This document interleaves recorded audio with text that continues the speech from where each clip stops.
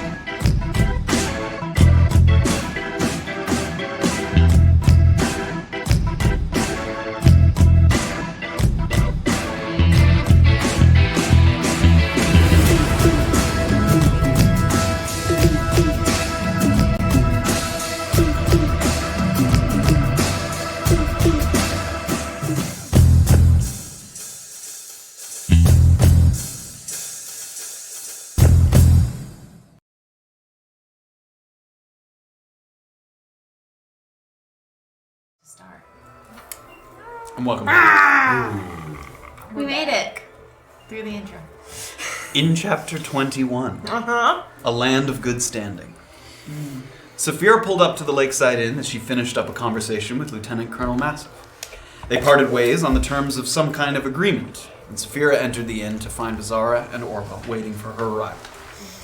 While catching up on the events of the past day or so, a young orphan boy came by looking for scraps, and after feeding him and offering up a generous bit of coin, he said that if we ever needed someone followed, we could call upon him. Safira considered the proposition and we turned in for the night, rising the next morning to the sights and sounds of the bustling city of Mukmu. Over breakfast, we laid out our plans and split up into groups, Erland and Orba making their way to the Natural Studies Institute, while the others paid a visit to the Director of Reserves, Cedric Skentz, who hadn't heard anything out of the ordinary about Black Lion barbarians, but did mention a couple interesting things that the city had been dealing with recently, like restless spirits in the cemetery, and a rise in pushback against the city's good-standing rating system. Over at the Institute, Erland hit a dead end in trying to meet with Marvin Bishop, who he was told was not well as of late, and thus not accepting visitors. Seizing a private moment when it presented itself, one of the adepts working there quietly revealed that she recognized Erland, and that he had earned a couple of unflattering nicknames courtesy of the disgraced Master Grimari. After an influx of myconid products had made this adept fear for her safety, she offered us access to Marvin's lab in exchange for 300 gold, which she could use to get her life started somewhere else. With plans to make the exchange later that evening, we proceeded to spend some time checking in on the various offerings of Mukmu's town square, an immaculately clean general store, an arcane shop run by an odd young man, and a jeweler that we believe to be one of the named parties in the note on the dead mage's body from yesterday. Graven stopped by the Broken Crown station looking for open contracts, but was chastised by his god for wasting time. And Safira tried to track down the orphan boy, and was given a lead to meet him near one of the taverns in the moon. Our plates were getting fuller, and so many answers seemed just out of reach. So where would we concentrate our efforts to make sure we got the most useful information without being flagged as suspicious? Investigating Marvin Bishop's lab? Digging into the opposition of the good standing system? Finding the source of the disturbed spirits at the cemetery? Or just asking every shop owner in Mukmu if they played chess? What was that? We find out now on chapter 22 of A Peek Beneath the Veil. With a steady breeze coming in off the lake, a smattering of gulls venture further and further from the shoreline and circle over the main square, where foot traffic is picked up in the afternoon as small clusters of fishermen are seeking midday meals, perhaps a resupply. And one area that remains fairly quiet is the porch and subsequent interior of Trinketry, where Wadoo's customary aloofness has been supplanted by an eager fixation on the relic in front of him. After setting it down upon a shimmering white cloth, the young man maintains contact with the mask, using just the fingertips of his left hand, a mess of curled hair bobbing as he alternates between examining the object and a pile of parchment paper with scribbled notes that he seems to be referencing. Occasionally you see him kind of close his eyes and mutter to himself. And after doing so, he kind of walks his fingertips to a different portion of the mask. And you see him repeat this process a couple times over. And the door clicks open, and a bit of the clamor of the square leaks in as Erland and Graven step in. The Goliath finding it difficult to maneuver through the shop without ever so slightly bumping the display cases. And you catch Wadoo's eyes as they kind of dart up for a moment before returning to his concentration. This is Wadoo and he's identifying something. Don't disturb him. How long has he been at this? At this point, just 5 minutes or so. I mean, Only you guys a couple get 10 minutes. minutes maybe. I just gave it to him. How long will it take? He said a couple of hours, probably. But I gave him the mask, so we'll find out. Jeez. Yes. So we'll see if there's any magical properties to it. A few hours. Are you going to wait here for hours? Do we have pressing matters to attend to? I mean, I wanted to go to the cemetery, but I suppose that as long as we get there before nightfall. Oh, I didn't know. I didn't know what you guys were doing. What's at the cemetery? Oh, right. Safira was with me earlier. Forgive me. Cedric, the head of the reserves, mentioned that they've had some problems with spirits in the cemetery, which is just north of the city limits. I mean, literally just on the other side of the. We think it's Black Lion, like necromancy, or He didn't seem to think that Black Lions were involved, but if necromancy of any kind, I don't see how they could be too far. So what's the plan? The gravedigger, grave tender, something. Yannick. He's been asking for help. People with knowledge of magic. So I thought that Orba, you and I at least, could try and go and see if we could either help or learn anything. In fact, Cedric said that he doesn't believe that there has been much Black Lion activity near the city at all recently, which makes sense because they're very busy in the mountains. And as you guys are kind of having this conversation back and forth, you see Wadoo's eyes kind of flit up for a second. Hello? Too much noise, please. If you could leave the shop for a moment. Sorry. Thank you. And he goes right back to his...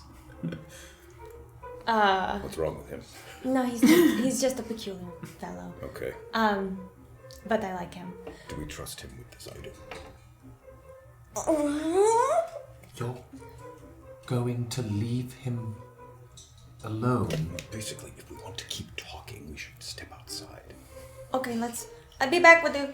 And he's like, okay. Goes back to his work. Let's go outside. Just step Okay. outside. And you get out into the thoroughfare. And Beezaura can kind of see them as they exit the shop out there. I want to. If we're talking outside, I want to position myself in a way where I can still see Wadoo with the mask. There is. You'd have to keep the door open. Oh, it's like not windows? No, there's no window there on the front. Okay. Hello? I'm going to hold the door open. Sure. Like a crack. Just a crack. Sure. Just sort of looking in and be like, that is far too valuable to leave. I agree. Oh. But what I was saying was, I think as long as we get to the cemetery before nightfall, I think we could still be of help. This is already too long as far as I'm concerned, leaving him alone with it. Oh. So you think I should stay? Someone should. As you peek in through the door, he seems to be doing his thing. He's kind of continues to... And he, like, flips something, and he goes back to it. Can Orba peek her head through the door? Wait, dude. And he kind of... Sorry. Yes? Do you, by any chance, can you cast message? No. So, would there be any way for you to reach me if I had to leave? You can go. I'll finish. But we've talked about how I need to trust you with this item because it's important and I don't want to leave you unattended. Okay, well, you can stay then. Doesn't Okay. matter to me. Okay. I poke back out. I don't know what to do. Someone... I walk over to them. Yeah, Okay. you can walk over. How was it? He's identifying something right now. Thank you for letting me know. Great. Do you want to hang out here for a while? Me? Basically, we need someone to guard this. It's far too valuable. You're telling me if he finds out it's something powerful, we're willing to trust that he's not going to take it for his own? Well, where's he going to go? Does he has his shop and stuff? He's not going to just leave his How shop. long is he going to be? Just a few Hours. hours. Yeah. You want me to wait here with Badoo for a couple hours? Sure. No, I wouldn't ask you to do such a thing. Please? He didn't really like my company earlier. Okay, so wait. So it's like 1 o'clock now, right? Mm-hmm. And you want to get to the graveyard before nightfall? Yes. Well, I can sit here and wait while you guys go do stuff. You really think he needs supervision? He Yes. seemed quite reliable. He doesn't really have much going on. Can Orba look around and see if she sees any other, like, raggedy looking poor boys or girls hanging around? Sure, make an investigation check. Poor boy. Like people that look like Johnny? Is that kind Yes, of what people you're look looking for? exactly. Couple of like that. Johnnies. Oh, you said investigation? Yeah. 16. I mean, yeah, the town square is a mix of people coming and going. It seems like this isn't an area that has taverns or bars or places that would have food or stuff, so you see less of that. Okay. You don't see a particular kid who's not accounted for. There's a couple walking with parents Oh, or something. okay. You don't see like... No strays. Child, your Not that you see here. Okay. If you were looking for something like that, you might go to somewhere where they might be more concentrated.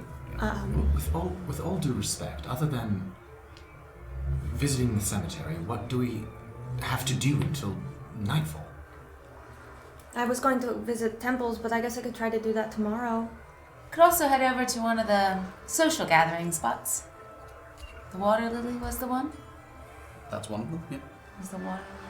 that's the one on. Oh, South. the wet dock. And the wet dock's in the sun. Yeah, Why don't that's I number just- 2. Why don't I just wait here and you guys can go do some stuff?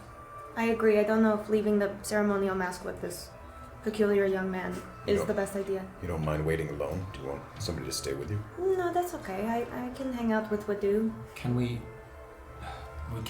don't want to head to the cemetery beforehand to investigate, ask? You can go now. They specifically asked for magic people with knowledge of magic. Well, if you guys wanted to go talk to him at the very least, I mean, maybe not investigate too much when I'm not there. We I could. don't know. But whatever you want to do, but I'll stay here. Okay. Don't go to the temples without me. Okay. I don't want to go to the Lakafuyu one. I did not like those people very much, but maybe the Nukelke one would be interesting. Maybe. Okay. I stay. You want to go right to the cemetery? Take a look in the daylight. Why not? See how we can help. Yannick. You got it. I nailed it. Grave. Keeper. Keeper. I was like, N? Graven? I thought too, I was like, Did you say my is this name? a play on words? Is this an association? I'd be guys- willing to check it out with you. To the cemetery. All right. You guys head in that direction. Oh, Safira. Oh, yeah, go ahead. No. Where should I meet you? We'll come back here. I assume that we'll be done that faster than. Okay. Should we meet at the wet dock? The wet dock is in the middle, so if we finish quickly, we'll come back towards the wet dock. Okay. What's the Wet Dog's? It's the Dog bar is in the- the sun. It's the tavern in the sun. Was there a reason you wanted to go to the Wet Dog? It's in the middle, so we don't walk all the way It's back. like a halfway point. All right. Maybe we could find some information. That's where everyone goes in the sun. I'll see you at the wet dock. See you in a couple hours. Be safe. You too. Thanks. Tobadoo, I said hello. I'm sure he will be happy to hear it. And you hear a little bit. Bye, Badoo! Okay, I go back in. Sure. Badoo. You close, and you guys start to move in that direction. Safira, where are you headed? You've just met with the guy Yeah. who sort of gave you that little. So I'm kind of walking still with my coin purse in front of me like a dweeb. And I just want to kind of walk around. I'm trying to get a sense for the people here and what kind of I'm just trying to get a sense of what kind of a place this is. Sure, make a perception check as you're sort of wandering around. And that middle 11 is the 15. scale. It's 15.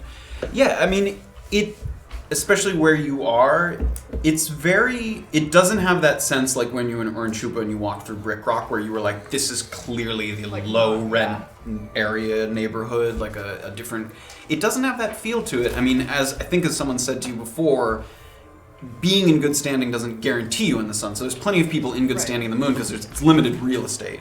Yeah. So you get the feeling that it's a fairly sort of people going about their business kind of place. You don't see a lot of people with clothing that signifies a certain thing. It's a lot of working people, a lot of people moving about their jobs at this time of day. Is there a kind of, is there something more specific you're looking for than that?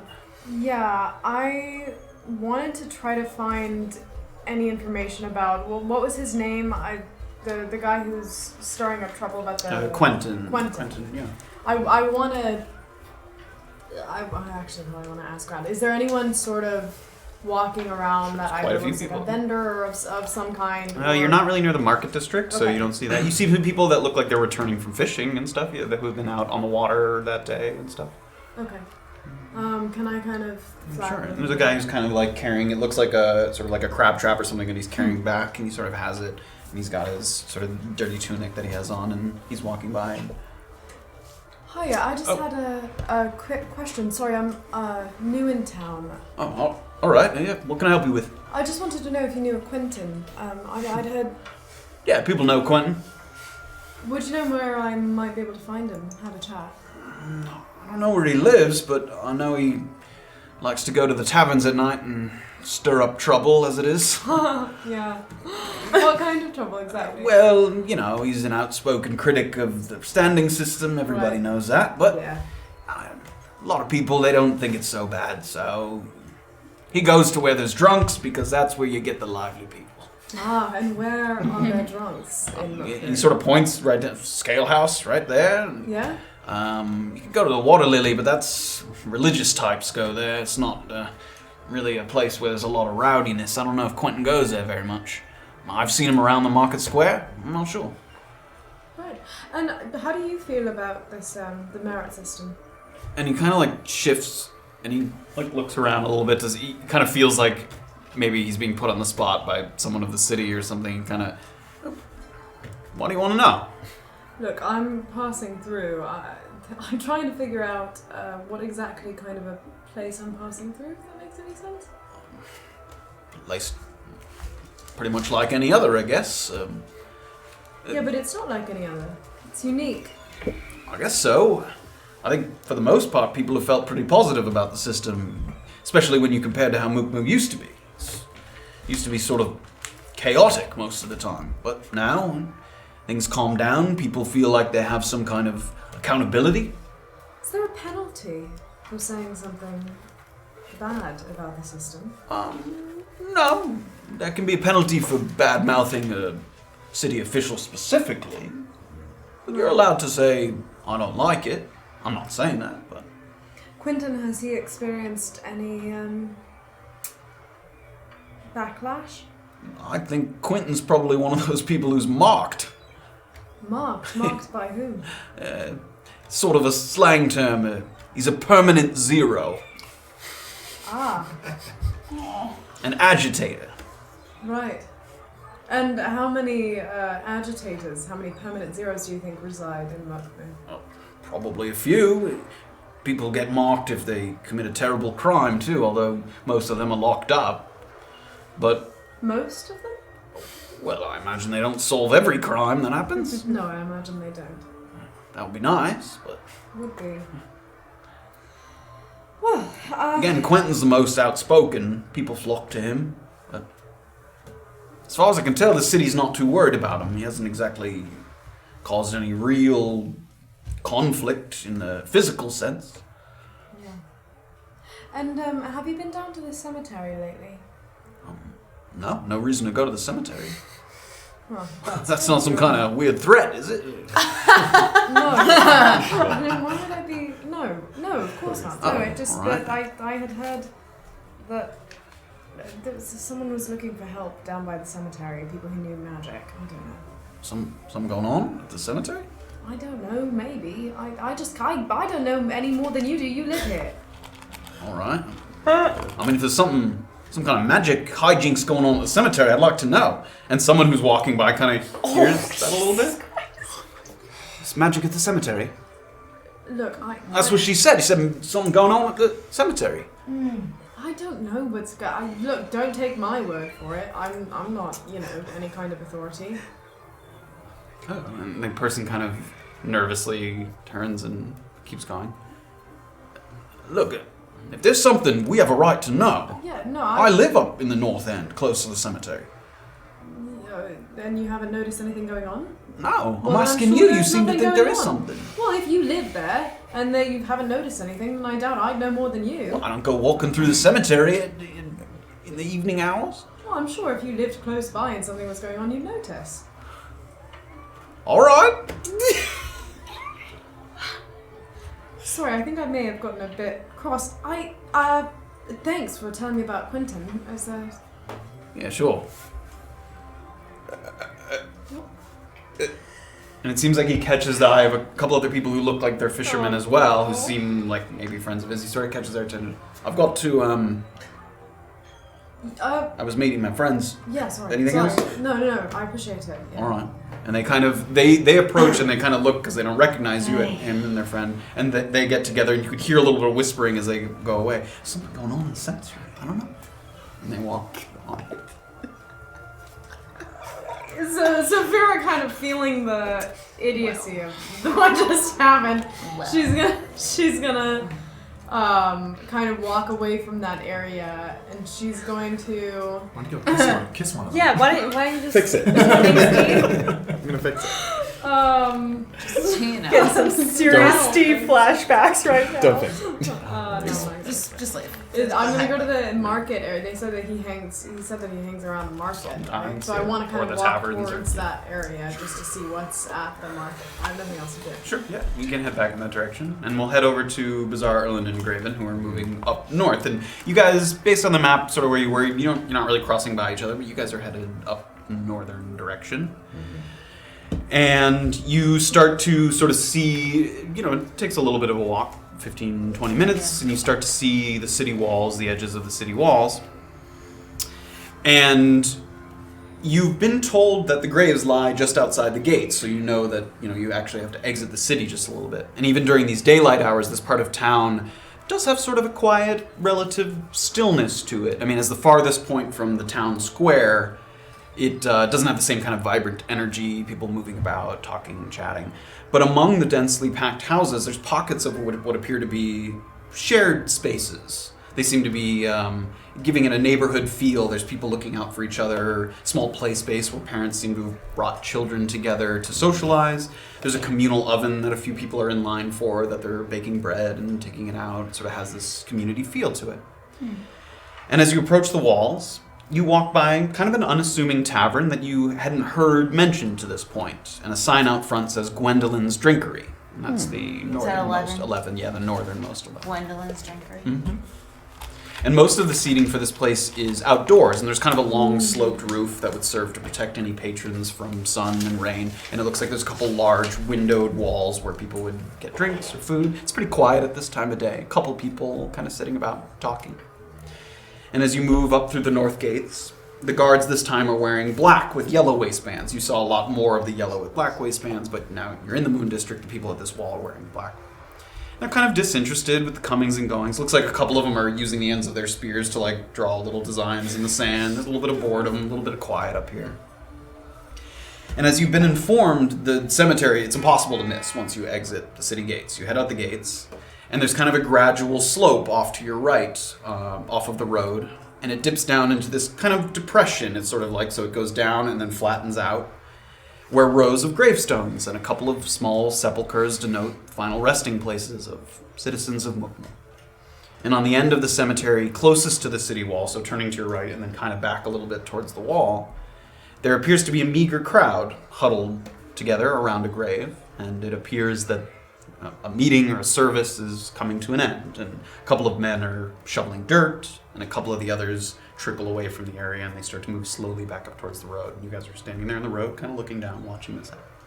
And some of them are passing by us? Not yet. They're sort of headed up towards So you. if we go down a little bit. Yeah, you Maybe would pass them by. Perhaps we shouldn't interrupt any services. We'll wait Did until they disperse. did Yannick ask us? Did Yannick I haven't ask us spoken to with come, Yannick. or I haven't was spoken there? with Yannick. I spoke with Cedric. Yes, but did he say that Yannick was asking for? Yes. Yannick has also reached out to the Broken Clown Fleet. The broken clowns. not clowns.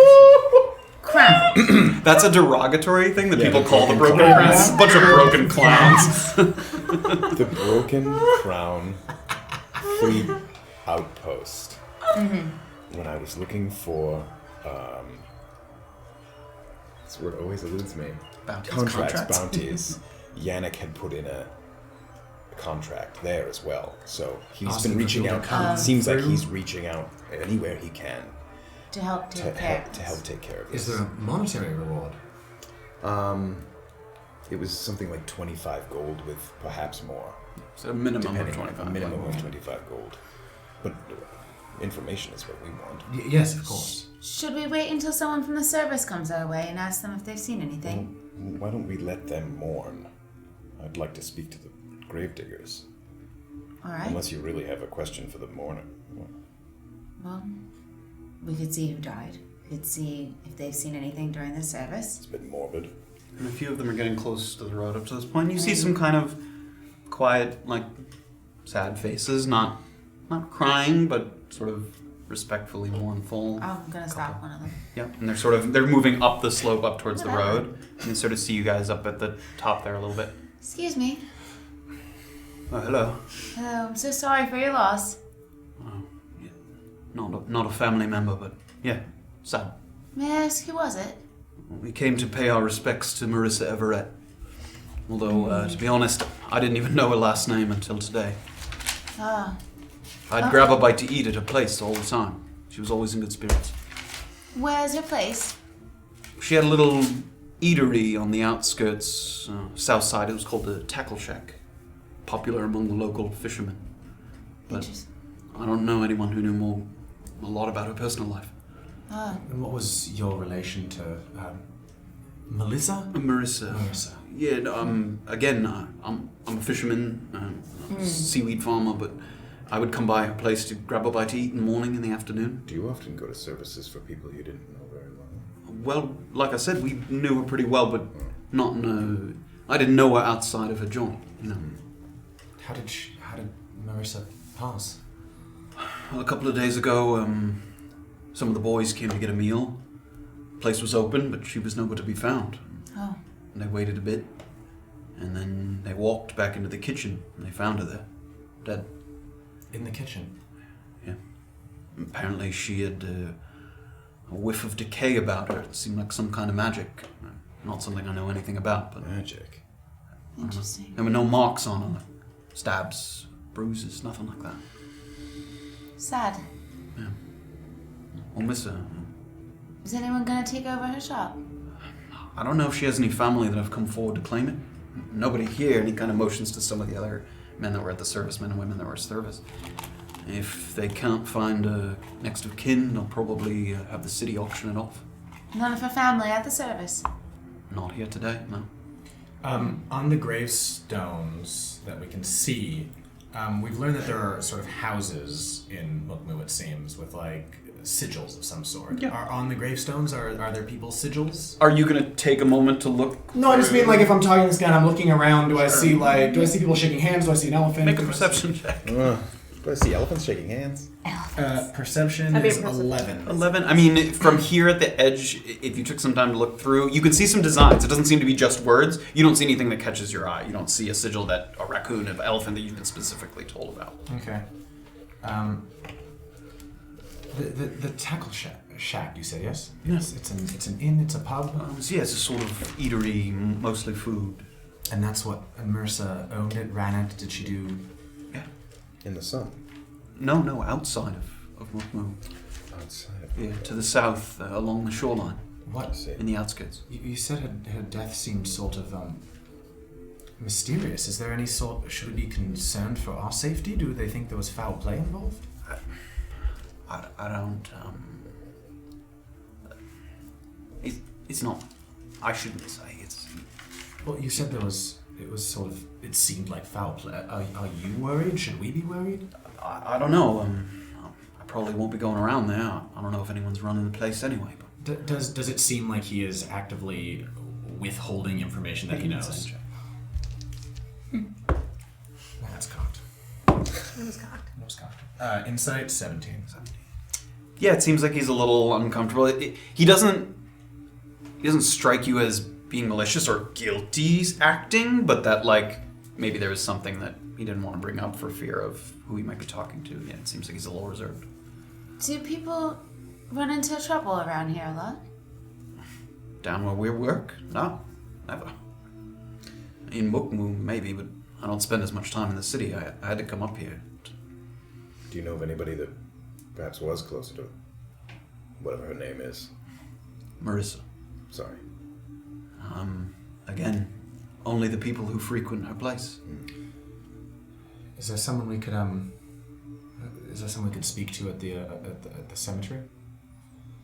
About what? I mean, you Oh, can would talk to Yannick, the gravekeeper, but Where could we find him? and he points. It seems to be one man's kind of shoveling there, and one man left there, and he has a different look about him. He doesn't look like a working man. He looks like he might work here. Did we get this guy's name? You didn't? What's your name? Mossimo. People call me Moss. You live... I don't live in Mukmu. Again, I'm the outskirts to the south. Extraordinarily sorry for your loss, sir. Yeah, I mean, if you happen to run into anyone who's close of family with Marissa, definitely let them know, because, again, they don't know who to give her property to. Oh, goodness. Should we be nervous? I don't think so, unless you didn't even seem to know her, so it doesn't seem like you have an association with it. Passing through Right. town. Yeah. Well, thank you, Yeah. sir. Let's go. Yes, shall we? You guys moving through? Towards Yeah. Yannick, I assume. Towards this crazy. Just real. I guess I could have explained this on our walk, but I'll have told them about Quentin, what I learned from Cedric. Okay. What's that? Basically, that there's somebody who has been making trouble about the whole rating system. Because I don't think you guys didn't get that info. Yeah, we didn't. It was just Erland Beezaura and- was Erland there. I got it. Beezaura Yeah, was she Yeah, was I there got with it. Skents, yes. So Yeah. we explained to you that Yeah. there's there are people against the rating system, and in particular, if the name comes up, Quentin is a What? upstart. We're no one's near us right now. No, you have some time before you get to the gravesite where We're all very clear on what that was about. Yes. Oh yeah, Okay, this is messed up. Just wanted to be Yeah. yes. So if it's the same person, somebody There took could that be other body. Marissas, but Yeah. If someone found her, they put her back in her shop. that's what it seems. Yes, that is. Goodness. Well, They did say no. It was magical and physical. The no bruising. I broke her no. neck. I have no There idea. would be signs of that. I have no idea. All right. All right. Any idea who could have Graven's like, found I her? gave her the business. They would know. I popped it off. Jesus. We took care of her entire group. All right, but We all understand what's going on here. Let's stop talking for a minute. Let's go to Yannick. Well, Just if Oh my if Quentin comes up, just be aware. Yes. It's somebody who we also might want to talk to. It never ends. All right. And you guys make your way further through the cemetery. And eventually you come upon a tall, muscular half-elf man. And he has thick sideburns and an outfit that looks more functional than spiritual or ceremonial. He's got a rigid leather jerkin with a number of buckles and straps. It almost looks like armor. I mean, it doesn't quite have that much coverage, but it looks sturdy. He's on edge. And he's got a loose-fitting brown pair of trousers that cinches just above the knee, and a sturdy pair of boots that look like they've been given reinforcement in the toe and bridge of the foot, like little... They're not metal plates, it looks like additional leather reinforcements. He's dressed for battle. Yeah. Or defense of some sort. I mean, he's not like armored, but he definitely is wearing more than just Protection. clothes. Right. Yeah, he's wearing protection for sure. Yeah. And at the moment, he's leaning on a shovel that's stuck into the ground, and he has his kind of arm on it, and he's leaning on it, and he seems to be sort of muttering quietly to himself, kind of touching his facial hair, and he's kind of, it looks like he might be saying a little prayer or something. He's got his eyes closed, and he nods his head a couple times. And he has like a black cowl hood over his head, but it's not like over his face obscuring it, it's just kind of around his head. And you notice him kind of, his eyes kind of flicker up to the road a couple times just to see if all of the people who are here at the service have sort of made their way up to the road. Like back behind us Yeah, towards back us. behind you guys. Yeah, you can see him kind of look up and over you. And he sort of sees you guys approach, and he straightens a little bit and puts his hand on the shovel. Are you friends or family of the departed? Neither. No. Good. And he sticks the shovel in the ground. And he holds his hand out. And he starts to move it. And the dirt starts to move. And it looks like he's sort of digging in the air, and as he's doing so, the dirt pushes aside. And he's kind of magically moving the earth. And he sort of... Does that look a lot like the thing that Blom was doing when I saw him do it? Kind of. I mean, that wouldn't necessarily denote something specific. He seems to have the ability to move earth, but that wouldn't necessarily mean he's a certain type of something. Okay. That's just a spell. That's anyone who has some magic could know that. And this is... Does it say have a name on the... It doesn't, but it looks like the freshly dug spot. It looks like he's digging up where they just covered up a bunch of dirt. Okay. As he's doing. He's digging it up. Yeah. Yeah, he's coming. As are you uncovering the dead? I am.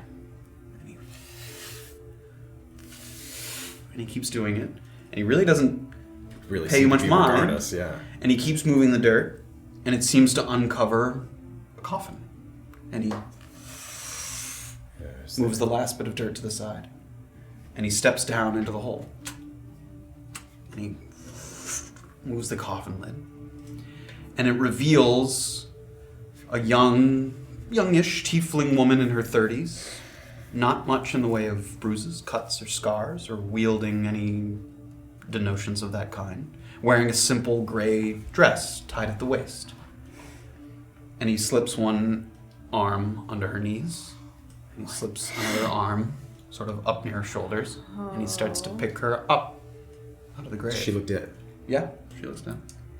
This does not look like the Marissa that we saw. It does not. It's a She was tiefling. like, yeah, she was in the tiefling.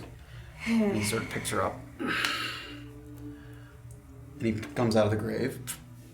And he has a little sort of cart wheelbarrow behind him. And he very gently, delicately sort of puts her down into the cart. Yannick, I presume? Yes. Is this protocol with all of the bodies that you bury here? I'm taking her to my chambers to be given gentle repose. And you would know what that means. Gentle repose is a spell. It prevents bodies from being turned to undead. Mm-hmm. The spirits have been restless as of late, and I have no desire to be ambushed by the living dead rising from their graves. Was this requested by someone or of your own decision? The gods of New Kelke frown upon gentle reposition. They hold the belief that the body no longer belongs to the material plane after it dies. So to delay the reclamation is disrespectful. So I wait until after the service, and I do it myself. Is this the dearly departed? Yes, What's her name? Marissa. Huh. And he starts to wheel the barrel across the dirt. Kind of moves Do you away know from how guys. she died, sir? No, I do not. They brought her to me. May we come with you? I heard you have a contract out for help here against the undead. And at that, he kind of gently puts it down for a second. You were here for the contract, Perhaps. and you have experience with the undead? Fighting bit. them, rituals? Yes. All right, follow me. And he picks up the thing. Shifts the wheel. Now that we're walking through the cemetery, are there sigils on There are. Make an investigation check. What the heck? Nat 20? What a boring Nat 20. Are you kidding me? As you're moving through, and he's leading you to what looks to be sort of a small stone building of some kind, there's a row of gravestones that are like 3 back from where you guys are walking along a little clearing that have no names at all. They just have raccoons on them. That catches your eye. And all the other ones seem to have names. Yes, or a name and a symbol, at least in this immediate area. You can't see all of them. Yeah. Okay, great. That's the only thing that catches your eye walking through this area. So just as we're, I guess, walking then to Yannick, I'll say, it seems like all these gravestones have names on them, except those back there. Why is that? Some of the wandering families believe that after they die, they merely become one with each other again in the afterlife. They don't believe in names once you're dead. What is a wandering family? Types who aren't beholden to one particular spot. Nomads, that kind of thing. Is this something specific to Mukmu or... No. They might have just expressed a desire to be buried in Mukmu. What wandering family is that? He takes a look. I think that's the Veldas. The Veldas. V-E-L-D-A-S. Or Velda. Velda's plural. Can we continue? Please. Yes, sir. Pushes the cart. And he takes out an iron key strapped to his belt. And he takes a big padlock in his hand and he opens this and it swings open a door. And he returns to the cart so he can push it inside. And he hits the edge of the door and he kind of pulls it up and moves in. And he kind of beckons you in with a jerk of his head. Let's go. And you step into a modest mortuary. It seems like it has a central kind of examination table and a couple of wooden chairs facing it. And there's cupboards and chests of drawers lining the walls. But you don't see anything that would allow you to peek inside. There's no sort of windows or glass or anything like that.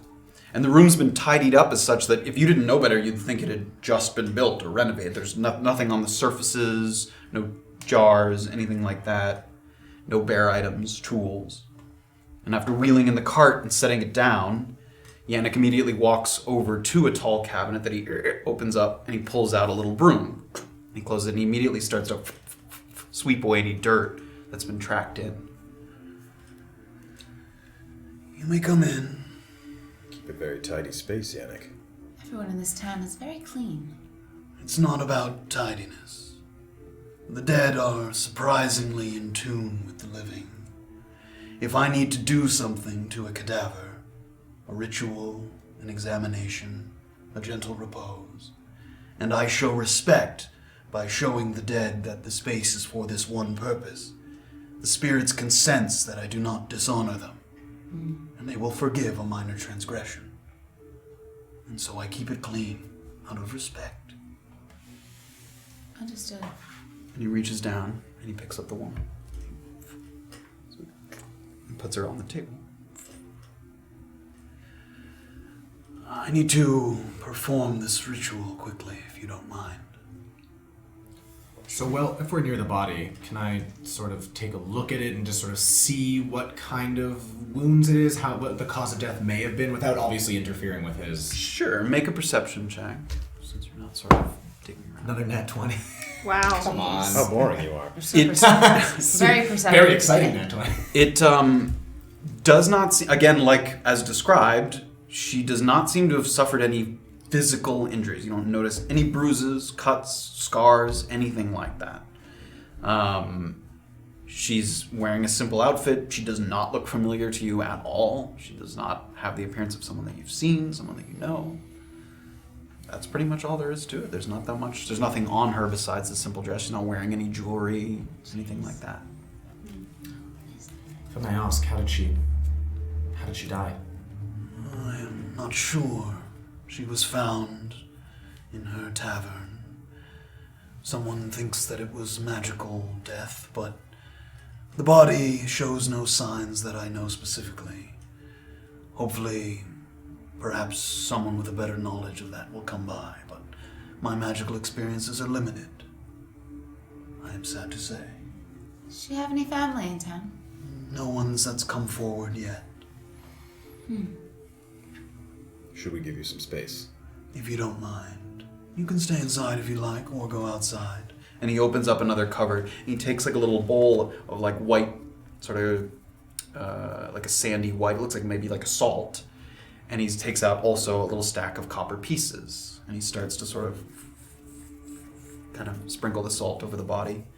And he takes 2 of the coins, and he's kind of gently setting them in her eyes. It seems like he's sort of overseeing this ritual. Are you guys staying inside? Are you stepping out from him? Yeah. I mean, how far could we be? Like 15 feet from him? Still It's not inside? that big. No. it's pretty If small. he's at the central table, it's no more than 6 feet to a wall in any wow. direction. It's not very big. Graven, do you want to stay? I know. I don't think it'll be long. We can just watch if you want. I could watch. You guys could have a quiet conversation. He might be able to Yeah. hear it if you had a Right. quiet conversation, but he's in the middle of kind of doing his ritual. It takes a minute here. Can I whisper to them without him hearing? I mean, probably not. No, I'm not. Just not gonna do it. In that case, I'll shout it. Yeah. May as well. In that case, who is she?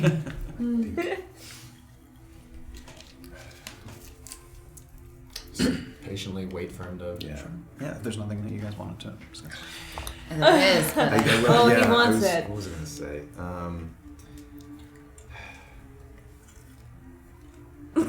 It's gone. It's gone. Okay. And you watch this ritual, and there is sort of a rhythm and beauty to it. He's sort of, a lot of sprinkling of the salts, and he sort of touches the eyes a few times, and he lays his hand on the body. He leans in close a couple times, and it sounds like he sort of whispers something quietly. And this goes on for 3 or 4 minutes. Not a terribly long time. And then he sort of rises, and it seems like he's completed sort of his ritual. You came here about the contract. There's been unrest among the graves lately. Nobody's been harmed, but I've seen ghosts and specters drifting, wailing in the cemetery, clawing at the gravestones, moving mounds of dirt, uncovering coffins, even screaming at each other, though not in a language I can understand. The ghosts emerge from the ground late at night. They come up from the soil at a frightening speed, and sometimes they shake violently back and forth, like, and he thinks for a moment, like a dog coming in from the rain. I put out the contract in the hopes that someone who's better versed in undead patterns could enlighten me. Or, failing that, some brave souls to watch over me as I perform a ritual that requires deep concentration. Are we the first people to report on this contract? A couple others have inquired. I think because of the gold bounty. Thought it would be something simple. But understood when I explained that it would require a certain degree of competency in perhaps combat or necromantic arts. And you've reached out not only with the contract but to the head of the reserves, and it seems that he is not taking this as seriously as you are. Well, Cedric has a lot on his plate from what I understand. I don't quibble with him, and I try not to make things a city issue until they become a greater threat. Again, until someone is harmed or put in harm's way, it's difficult to get the city to take an interest. The cemetery, as you can see, lies outside the walls, so they're less interested in what happens out here. How long have you done this work, and have you ever seen anything like this before? I have, but not to this degree. And like I said, not the wailing and shaking. I have on occasion heard cries of the undead. A ghost who wishes the body to be buried in a different plot. One that wants a loved one to visit their grave when they haven't for some time. Little things. I'm self-taught and not arrogant enough to call myself anything more than a journeyman when it comes to mediumship. But I believe that under the right conditions, it is possible for me to heighten these senses, and in doing so, maybe ask them what has brought them such misery. Have any of them attacked you thus far? No, just screaming. And not at me specifically. Is there any evidence of... Have you looked around for any evidence of a desiccated grave or necromancy or anything suspicious like that? Like I said, they've been moving dirt around, but I haven't discerned any pattern to it, no. The way that he's described this, does this remind us at all of the ghosts that we saw on the path? Not really, no. No. Yeah, not really the way. I mean... Because that would require a desecrated grave. Yeah, it doesn't have that stench of death about it, certainly. Right. And these sort of specifics, some of the things he said about the way they're shaking and something, that wasn't something you saw. Okay. When does this usually happen? At night, close to midnight, sometimes later into the evening.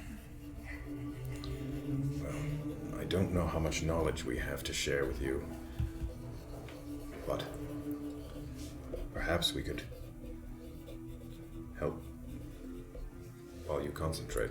Not to I be would exceedingly appreciate it. mercenary, but what would the reward be for protecting you overnight? I put 25 gold on the contract. I don't know what's going to happen when I start the ritual. If it turns out that you're required to defend me from some manner of danger, I could probably bump that all the way up to 100, given how much of a threat there is. It's hard to say at the moment. Does this happen every day? No, but frequently. Before I continue, are any of you sensitive to burial rites and passages? Are you squeamish or stubbornly righteous? Not me. I wouldn't say so. Erland laughs and... No one here.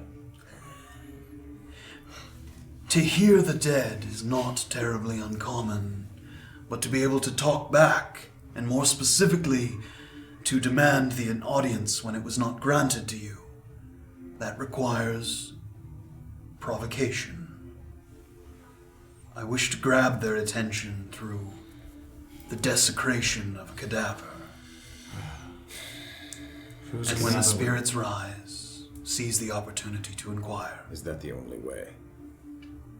It's the only way I know to be sure that I'll get their attention. Whose cadaver would you be using? And how would you choose? I don't wish to disrespect anyone who's taken the care to bring someone to my cemetery. So I will be using my brothers. Who's your brother? Stelwyn Yannick. Sorry to hear of your loss. Was it recent?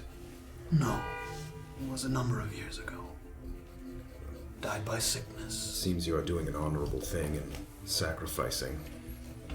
If I have to do something like this, I'd rather do it that way. Does it seem like he is... Does it seem like he's holding information back in terms of the sort of nobility of it? Or like, does it seem like there's perhaps a nefarious purpose to what he wants to Make do? an insight check. That 20.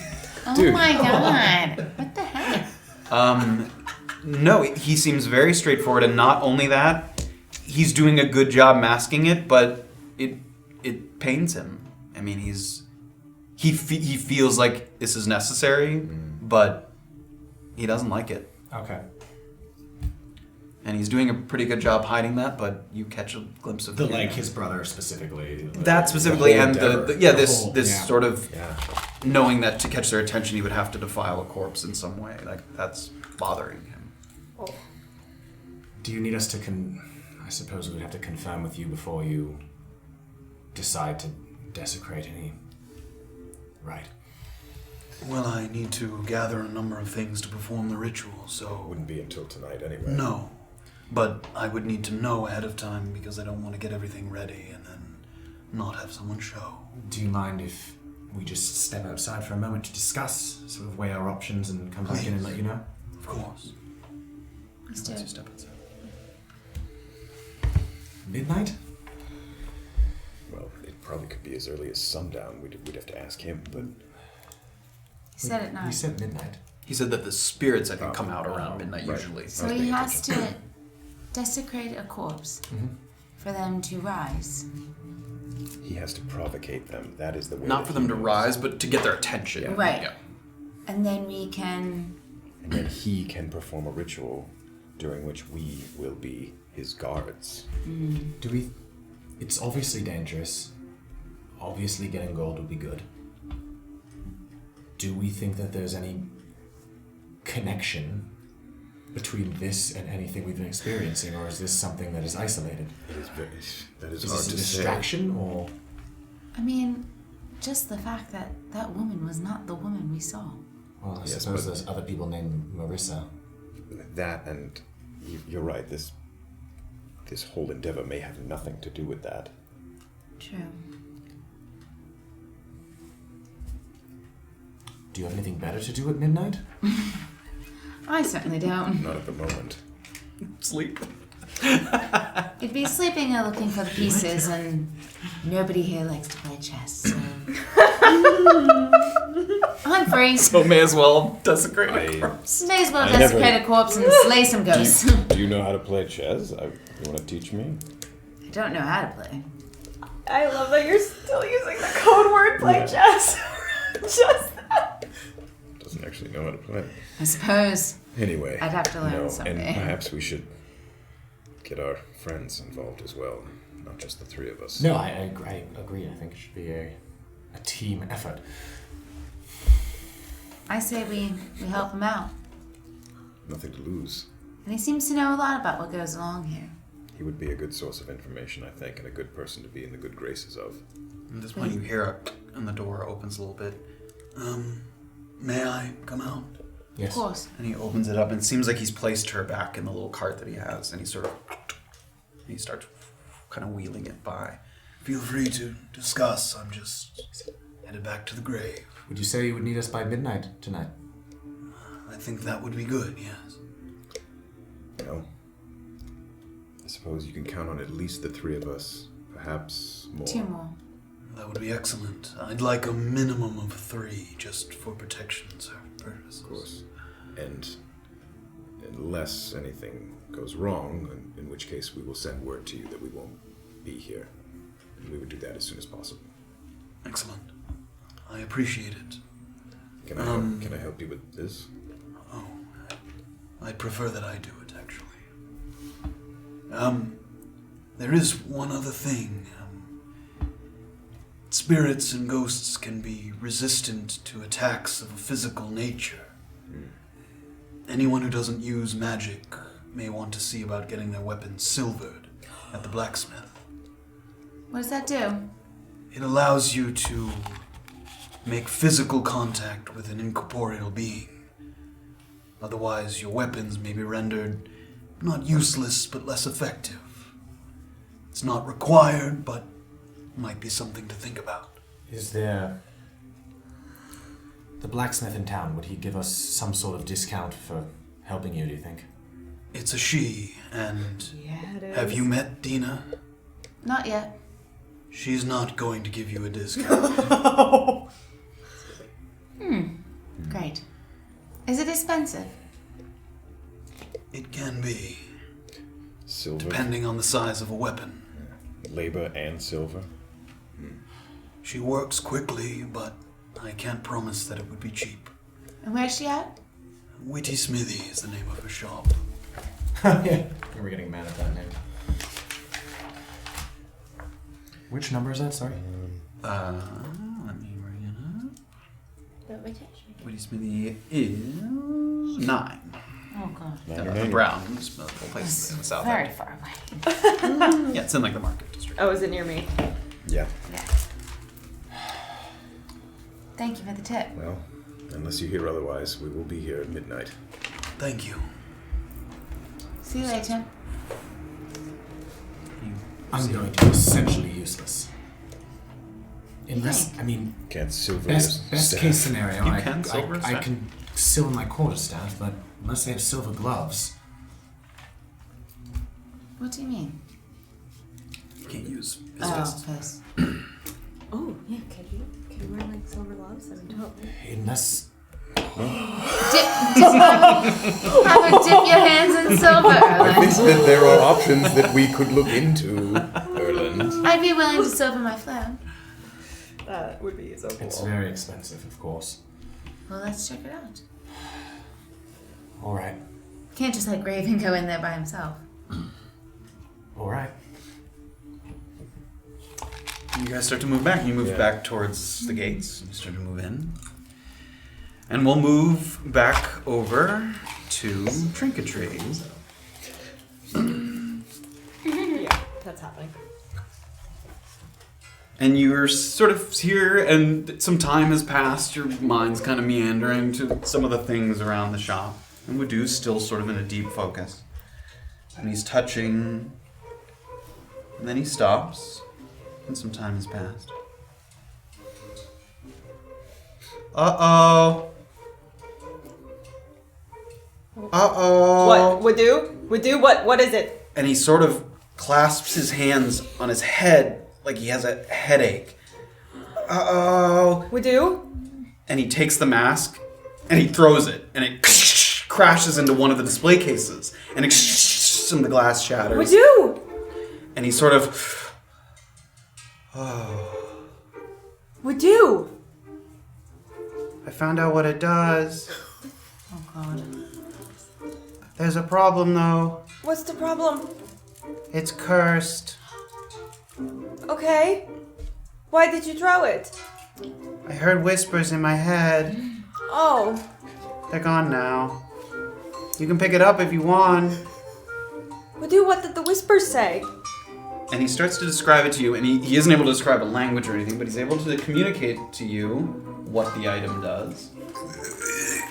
Is it totally crashed? No, as far as you can tell, the mask, the display case is Yeah, crashed, but Orba the goes mask- to pick up the Yeah, mask. it seems okay. It's made of like metal mostly. So. Yeah.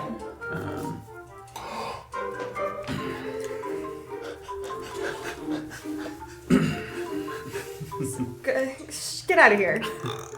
And Wadu starts to like go. He like grabs a little brush that he starts to like pick up the glass, and he sort of puts it in a little basket.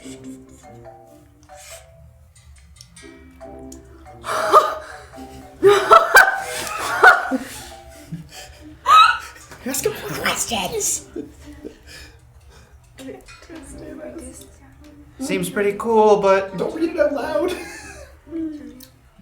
I wouldn't put it on unless you're careful. Hold on, Would He goes back. Shut up with you. Pick up the glass. Don't talk.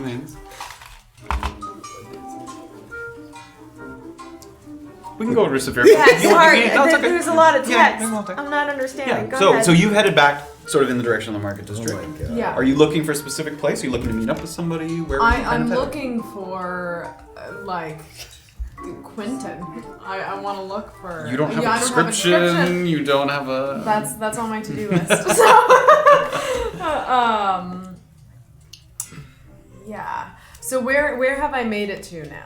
I mean, you made it like back to the market square where like 6, 7, 8, 9, those Yeah, smaller. yeah. But yeah, you're like around there. That's also near the reservation center and the little bit away from the institute. Right. And there's not like a pub kind of place around here, is there? The closest ones are, I think. Wet Dock, Yeah, Wet probably. Dock's there, and then what's this? Water Lilies, the tavern at the south. I think I'm gonna kind of walk over towards the Wet Dock and on my way, can I stop anyone? Just Sure. Another person walking along the street. Yeah. Hi, sorry, I'm supposed to meet Quentin. Have you seen him? No. Okay, sorry. And I'm just gonna keep walking. He walks away. You really screwed that guy's day up. Butterfly affecting that guy to death. And so I'm gonna kind of walk outside. I'm looking around. I'm gonna see if I can't flag anyone else down. There's lots of Yeah. people. It's the market. Sorry, I'm looking for Quentin. Have you seen him? No. Okay. Wondering who's by. So I don't want to ask around too much more than that. So I'm gonna Just those two people? I'm gonna kind of head into the bar and like sit down. Okay. So you make your way to the Wet Dock. Mix up the music a little. And you see a large wooden sign that reads the Wet Dock. It's posted outside this sort of wide-set, one-story lodge, which, if not for its size and a throng of customers seated at outdoor tables, it would look more like a home, like almost tucked away into a snowy mountainside. Like it has kind of a nice lodge look to it.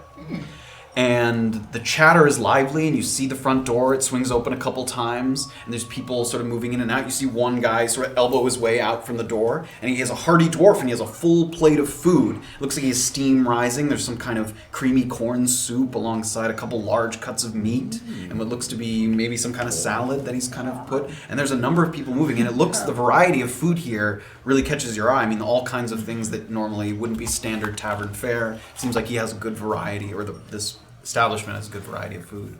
There's a lot of people talking and milling about. It's a popular spot here. Is there a seat at the bar? You're sort of outside, so if you want to move inside, I'd like to go inside. There was a lot of outdoor seating. Like there's quite a few. So you push through the door, and you're just hit with this cacophony of laughter and chatter. And there's more tables set out, and there's a line that extends all the way around the perimeter of the room. And there's this eating area leading up to a back kitchen that has a number of servers, chefs, people working, preparing food quickly and diligently. And the mixture of smells is pleasant and it's comforting. There's garlic and roasted meats, pie and coffee sort of swirling in your nostrils. And you can see a large chalk menu posted near where the orders look like they're being taken. There's sort of a couple large windows that this line is slowly moving up. And you can get in line, you can take a look at the menu. I mean, there's quite a few people in here. It's popular.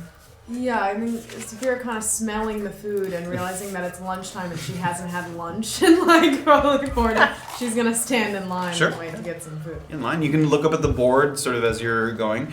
There's meals, there's roast duck and cheese, there's salmon skewers, there's potato and eggs, corn soup, seaweed salad, vegetable dumplings, and then on the little extras portion of the menu, there's coffee, there's blueberry pie, and there's a sort of pudding. She's kind of looking up at the menu like, you can't believe her luck.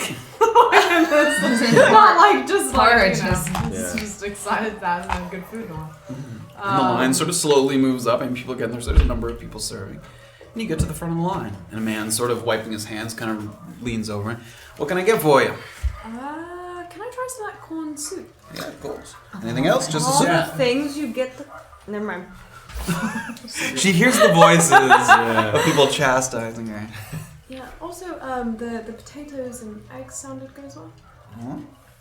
1 silver, 5 copper. Okay. And I'm gonna hand over the. He writes sort of down. Yeah. And takes it back. There's a little bit of waiting. There's a crowd. There's sort of a group of people waiting for their orders, and you see a few other ones come out. And eventually, potato, eggs, corn soup. Yeah. Hands it over.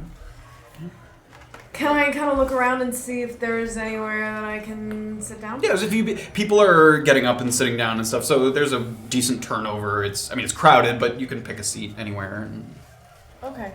Looking around at the people who are here, is it like primarily fishermen? Like who's here? It's a big mix. It looks like this place in particular attracts a variety of people, given the sort of variety of their menu. Right. There seem to be a few pockets of more sort of working class fishermen, kind of. There's a few people in robes that look like they might be religious types, that have come from some of the temples, maybe. So there's a few different sort of crowds, but it's a wide variety of people. I kind of want to sit nearer to the fishermen. Sure. Kind of.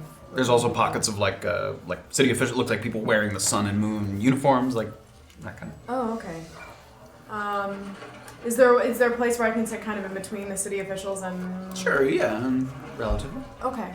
And there's a number of people sort of eating food. She's gonna kind of sit down and start to eat quietly. Sure, and it's kind of crowded between the seats. A couple of people kind of make a little bit of room for you. Good day. He sort of goes. The one you're sitting directly next to appears to be, he's wearing sort of standard fisherman sort of attire. Yep. Is there anything you want to do while you're here? No, okay. I'm quietly eating. I'm Sure. trying to. I'm kind of trying to like blend in and just hear what people are talking about. Sure, definitely. Yeah. Make a perception check if you're trying to sort of overhear. What's that? 10. I don't know why I look. 10. Yeah. Great. So you're sort of just sitting and listening, and it sounds like maybe a couple of the fishermen, you weren't there at the graveyard, but are talking about someone's death. Mm-hmm. And a couple of them, one guy's sort of eating. Can't go to a place anymore. Sad. Got to walk somewhere far to get anywhere decent. They sort of have a little back and forth. They seem to be discussing. You hear the name, the Tackle Shack, sort of pop up. Someone mentions it. Mm-hmm. You hear that this sort of happened. That's a bit of gossip that's sort of talked about. Is there a place where people might go to get like water of some kind? Like yeah, there seems to be a few sort of barrels and stuff that are set up. Okay, can I kind of walk towards one of the barrels? Maybe if there's a path to one of the barrels that passes the city officials, where I could kind of like reasonably stand, like for a second, kind of like looking for something. Do you know what I mean? Yeah, like or looking little water cooler around, gossip. Yeah, water cooler gossip. Yeah, you go up and there's some people that are sort of scooping and pouring, and make another perception check as you're sort of standing there. 16. So you stand there, getting a cup of water, and I mean, unless you do something suspicious, there's so many people in here that no one would even notice a little bit of activity unless you were doing something obvious. Yeah. And you hear a couple of the city officials talking, and one of them's kind of leaning back. It looks like he's sort of finishing up his meal. See the other Goliath in town. Didn't think we'd see another one of those. Who knows? More of them coming through every day. He's sort of cleaning up some of the stuff. And a couple of the men around seem to sort of nod in agreement. Safira kind of hears that information and doesn't totally know what to do with it. So I think she's going to kind of take that and then drinking her water maybe. She's looking around for a seat that might be closer to this table. Sure, they were cleaning together. It looks like they were getting up to go, so they were Yeah. finishing up and Okay. Can I, Safira's gonna go back to the table and get her plate and carry it with her and like kind of eat while she's standing up a Sure. little bit. And just Put the as water in one hand if and she's like, all of these chairs that are available are too close to people for me to eat. Like she's just, and so I want to be standing right behind the city official, like kind of, not Sort of like in a following him. weird way, but just like like not like standing right behind him. Sure, I mean, eating. they've gotten up and they've put their sort of, a little tray up at sort of where the food's being served. It looks like they're headed for the exit. They're headed looks for like, the Yeah, exit? looks like they're leaving. Are you following them? No. Okay. What I want to do What? is there a way that I can engineer a way to kind of step in front of him without realizing so that he knocks my stuff out of my hand? Sure, make a performance check. These Okay. go well all the time. Athletics and Thank you performance. for that are faith in all me day. right before I make this check. You wasted all your 20s. One! Yeah, remember when he said you wasted your before the 20s? stream? Yeah, luck doesn't exist. I don't That's think not the he's way gonna chance knock works. over your food. So you sort of you're trying not to be suspicious, so you kind of aren't looking right at him, and you try to get in a position and you turn to knock into him, and you turn and the guy has already walked past because you didn't sort of keep track of where he was, so you bump into a different person, and a little guy sort of knocks into you and the tray kind of falls and the soup pours out a little bit. Oh, I'm so sorry. Is this guy city official at all? No, he looks like a random guy. Schmo. I'm so sorry. I'll get you a new one. It's my fault entirely. And he starts to sort of pick up the stuff and put it the tray. No, it's fine. I wasn't paying attention. Sorry. No, I insist, please. Let's just wait in line. And he points, and the long line is all the way snaking sort of around. Aww. You know what? I've got a very important appointment coming up in the next few minutes. I'm sorry. Take something, please. And he No, sort of no, reaches no, in. He no, takes no, out a no, silver. No. And she's just gonna and And she's gonna walk away. She walks away, and he sort of fades into the back of all the people. I wanna follow the city official out the. Sure, I mean, this little interaction kind of took a second, so you sort of push the door And I'm open, you gonna- look around, make a perception check as you sort of push the door open. You lose him in the crowd. Oh. Yeah, that's not the way chance works. We did this off stream. She know? rolled like 3 20s in a row, and we said she wasted them. Yeah, I don't know. The guy who didn't roll just rolled 3 20s in a row. Maybe he took your 20s. Yeah. That's what You happened. know what? That's what it was. Or he just loaded the dice. Just for all that perception. Okay. So What do you seeing do? that she lost him in the crowd, it's like this is just such a huge. I just thought she was so excited to eat that soup. She's so mad about it. I got off. She kind of like realizing how much this has not gone her way. She's gonna go back inside and try to get a beer inside. Yes. You walk back in, and you can see out of the corner of your eye, the guy that you bumped into is sitting at a table, and he's kind of eating, and he looks up and he sees you get into the line, and he kind of goes back to eating. Oh. Safira. Bungled this entirely. Broken hearts every time you go. We'll go back to Trinketry. Okay. As you sort of eat and think and wait in line. I love this Widow theme Yeah, music. we'll do music. Widow, are you okay? Yes, You sure? just heard some voices in my head. Yes, apparently that's part of the item. I'm so sorry. It's okay. It's kind of cool. It's pretty cool, right? Yeah, Yeah. I'm kind of excited about it. you could put it on. Maybe not at the moment, Widow. It seems Okay. like... Okay. Can I pay for the glass that you broke or something? No, I broke it. Yes, but it was because of me. Okay. Okay, so you said I gave you 10 gold already for the identify. Can I give you like a couple gold or something? Okay. Okay, I give him like 3 gold. Yeah, sure. That's a few Wow. gold. And he takes it, and he doesn't acknowledge it too much. He just sort of takes it and kind of like puts it into a drawer. Okay, Widow. How much would this sell for? Just out of curiosity. Oh, I don't know. You have to find someone who specializes in very specific relics like that. Oh, okay. You think not even just like an arcane shop like yourself would be interested in it? I think anything someone would offer you at a place like this wouldn't be enough. Oh. Okay. What's enough? Thousands? Okay. Orba like tries to process that for a second. Okay, Widow. That's good news, right? I guess so. Well, for me, I guess. Good news for you, yeah. Yeah. Hey, Widow, I have some other things that I wouldn't mind to sell you. Would you be Okay. interested in purchasing some stuff? Maybe. Okay. Orba takes out. Sure, what does she take out? Hold on. Puts the ceremonial mask right back in her bag. Sure. Like he would give her thousands, or the No. better He's price guessing. of He doesn't have a 1,000s. valuation Yeah. for it. I mean, he's saying that's a regular shop. If they offered her something, it would probably be not enough because they Right. wouldn't even know its value Right, necessarily. right. That's sort of a unique relic in that way. Money bags, Orba. Orba, you know, in the same place that I found this mask, actually, I found this, and she takes out the crystal. That looks boring. Yes, it's not as fun, but it would be something that maybe you'd be interested in buying, perhaps? Okay. Would you like to take a look at it and see? I mean, so what do you want to offer him, just so I can sort of have...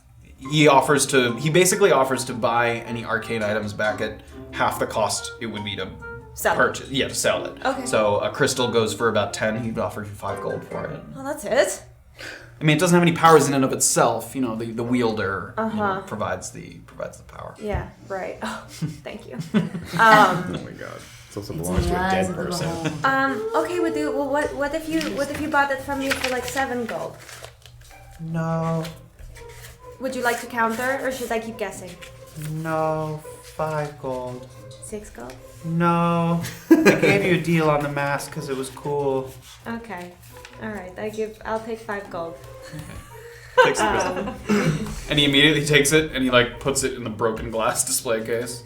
You might want to be careful. Don't cut yourself, would you? I'll fix it. Okay. And also, how about some of this? And she takes out the amethyst powder. Ooh, okay. Yeah. Let me just look up the price. Yeah. Sorry, that's a long time. Yeah. Sorry, I forgot. I think it was originally priced at like 75 gold or something. Yes. It's here somewhere. I'm on the right page. No, it's okay. I just forgot. I didn't copy and paste that into the...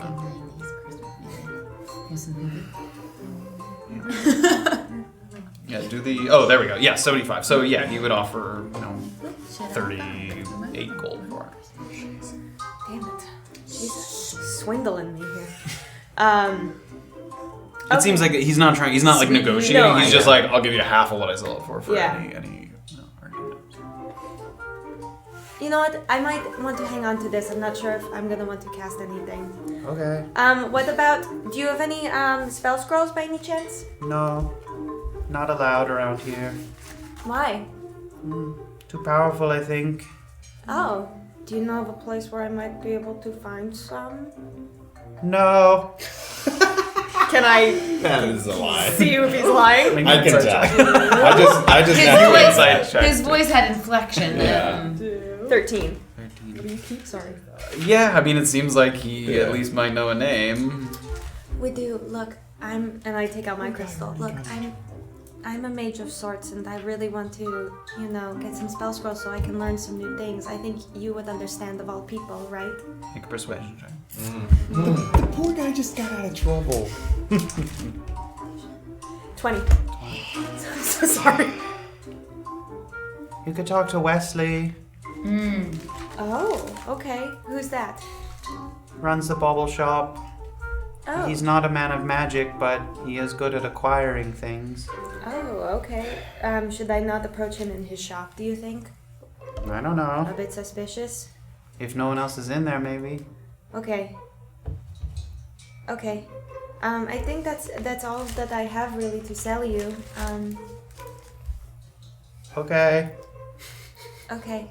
Don't tell anybody that I have the mask. I don't want people stealing it from me, please. Okay. Like, you could tell your mage friends if you're like nerding out over, magic stuff, but don't go... My mage friends. Yeah. You don't have any friends? I have friends. Oh. Just not mage friends. Oh. Okay. I didn't... Goodbye. Okay, we do. You have a lovely day. I'm sorry. Doesn't seem to acknowledge your apology. Don't cut yourself on your glass, please. Seems like you swept most of the pieces while you were looking over the magic item. Okay. Can I just take one good look at him too? There's no weird physical distinctions Make a on him. perception check. 19. What specifically? I'm legit looking to see if he's been lobotomized or anything. There's don't no see any scars? incisions or anything. No? Okay. Just checking in on him. Yeah, It's just quirky. I don't know. This town's weird, y'all. Nothing gives away that he's anything more than odd. Okay. All right. That's fine. All right. So I guess I leave the shop. Sure. And I start heading to the wet dock. Great. So you head in that direction. Oh wait, I want to sell weapons. If I wanted to sell daggers, do I go to like the smithy A for that? blacksmith, probably. Yeah. Okay, I'm gonna start heading to the witty smithy real quick. Okay. Lovely. What a coincidence. Chance encounter. That's not meta. I have some shit to sell. Great, so you're Wait, headed in that direction. We'll break there. That's Oh, a sort of logical boy. stopping point before we all kind of reconvene. Okay. Great. The Yay. Mukmu's shaping up. Everybody Yeah. kind of knows what they're doing. Yeah, sure. We're gonna take a quick break. We'll come right back. Thank you guys for joining us. We'll be quick, and then we'll do it. We'll do the Mukmu thing. Let's do the Do the Mukmu Mukmu thing. thing. We'll be back. Thank you guys. We'll be right back. See you soon. Bye.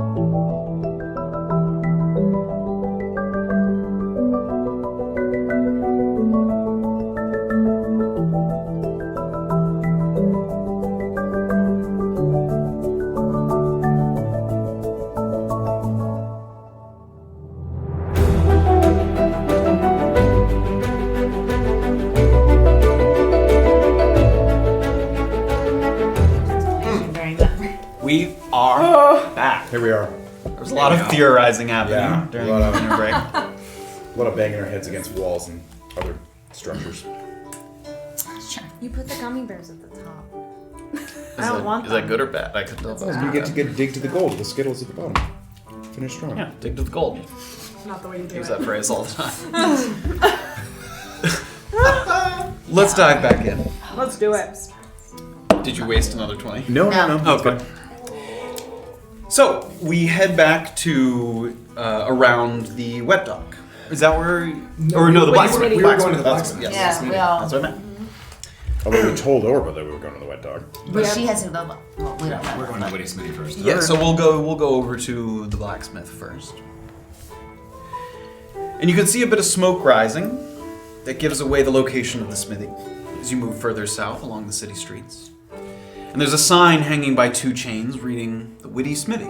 And it seems like a pretty well-stocked operation. It's kind of open concept interior-exterior, and it has this kind of slotted clay roofing that allows smoke and air to pass through. So it allows sort of the smoke of the forge to go through without clogging up the smithy. And you can see the smoldering coals of a forge that's a little way back in this structure. But the owner appears to be either taking a break or just sitting. It's a broad-shouldered woman with a shaved head, sitting on an overturned bucket. And she's smoking a golden brown sort of meerschaum tobacco pipe. And she seems like she sort of takes a couple puffs. And she sits there on the bucket. And you guys approach the smithy. Am I with them at this point or no? No, not yet. Wait, who's approaching? The 3 of you. Oh, Yep. we got there first? Oh, I guess she had to wait a She was. There was sort of a fast forward because she was waiting for him to identify the. He's fifth. G'day. What? Oh. How much does it cost to silver a weapon? She takes out. How big a weapon? How about a flail? Flails are small. Show it to me. She takes a look. 30. 30 gold. That's cheap. Bigger weapon can go all the way up to 100. No. Do you have like a group deal if we have a few weapons? That's a funny joke. Was being serious, but okay. Kind of like non-threateningly. Just take out the mace. She's used to seeing people Yeah. talk. Non-threatening. Pulls out really quick. Yeah, to like kind of pointy end down. 40. About quarterstaff and a pair of gloves. Gloves, they're cheap. 15. quarterstaff. You want the whole staff done or just one end? Maybe both tips. What game-wise, what would be the advantage to having both ends? To be able to do 2 quick strikes, I mean, it may just... Okay. Both. 30 aside, so 60 total if you want the whole thing. Pair of small gloves. Also 15? You have to provide the gloves, I just silver them. Do you sell gloves as well? I sell gauntlets. Where would I purchase some gloves that you could silver? I don't know. Get some gloves somewhere. Just off the ground? Try the general store. Oh, that's helpful, thank you. Don't mind him. I don't. Yeah. Should we all have a pair of gloves? I don't think it's necessary for either of you. No need for me. If you need anything else, and she points up and she kind of like taps, and there is sort of a menu of all the things that she offers. There's a number of weapons sort of hanging. Oh, a fresh piece of paper. It is 15 for a pair of gloves? Yeah. So just know there's all kinds of different weapons, but just be aware that there's different types, and you do have to have a proficiency in that type to be able to use it. Yeah. Anyone can use simple weapons. You have to be proficient in martial weapons to use the martial weapons. Which I don't think you are. That's monk weapons can't be martial weapons. Okay. So when it says proficiencies. Yeah, proficiencies. So there's simple weapons and martial, and then in addition to that, some martial weapons are heavy, and you have to be able to use those as well, which you might not be able to. Nothing here says simple. Yeah, no, there's a bunch of simple. There's like the top 15 are all simple. Oh, I see. There's 2 categories, simple and martial. Okay. 2 categories. Man, I wish I could do martial. Later on, you might be able to train in certain types of weapons, but yeah, for now, you may be only in certain proficiencies. So here.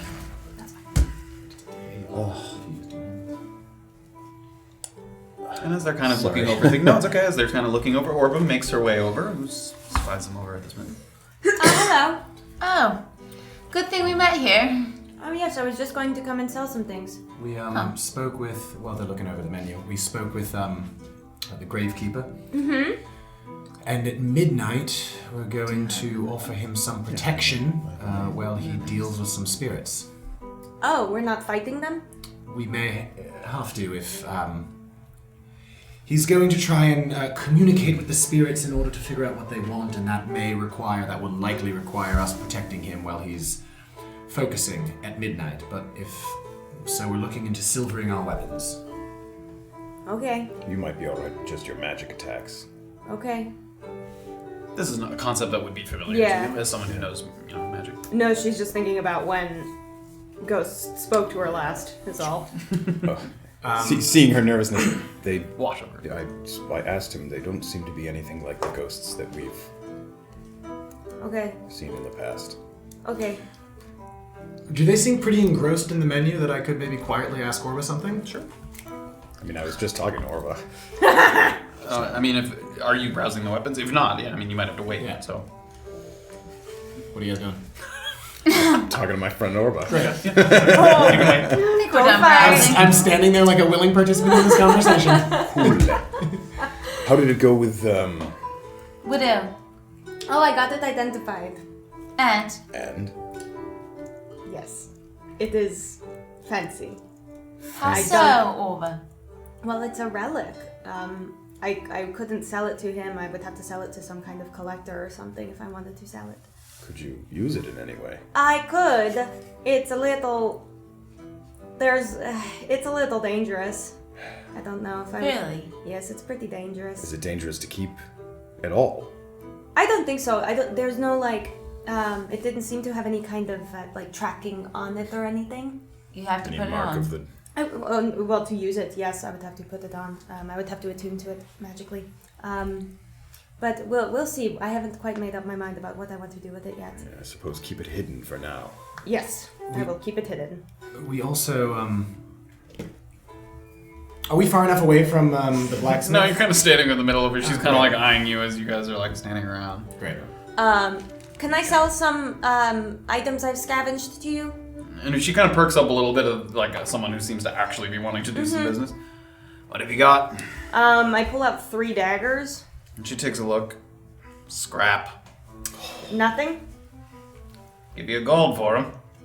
For all 3? Yeah. Okay, and then how about a scimitar? And I pull out a scimitar. Give you 1 for that too. 2 gold? Mm-hmm. Well, it's not nothing. Okay, thank you. And she takes them and she kind of like tosses it back towards the forge. Yeah, sort of with a pile there. Are we definitely going through with the graveyard tonight? Perhaps we could talk about this just amongst ourselves. Do we want to silver any of our weapons? Oh, that sounds exciting. Because That's why I'm asking. I would need to buy some gloves first. some gloves. Well, perhaps you could leave the. How long might it take for this process? For the flail and the bow. Staff. 6. 6 hours.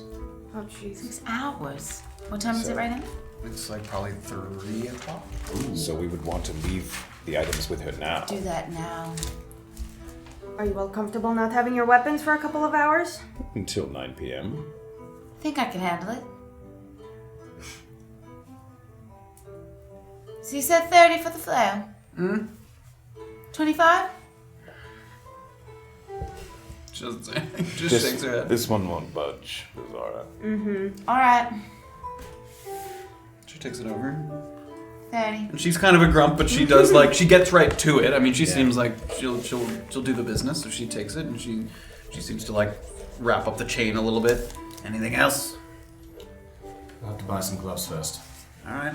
And she starts to head back towards her forge. It seems like she's starting to. Thank you. See you in a bit. Thank you. Bye. Nice to meet you.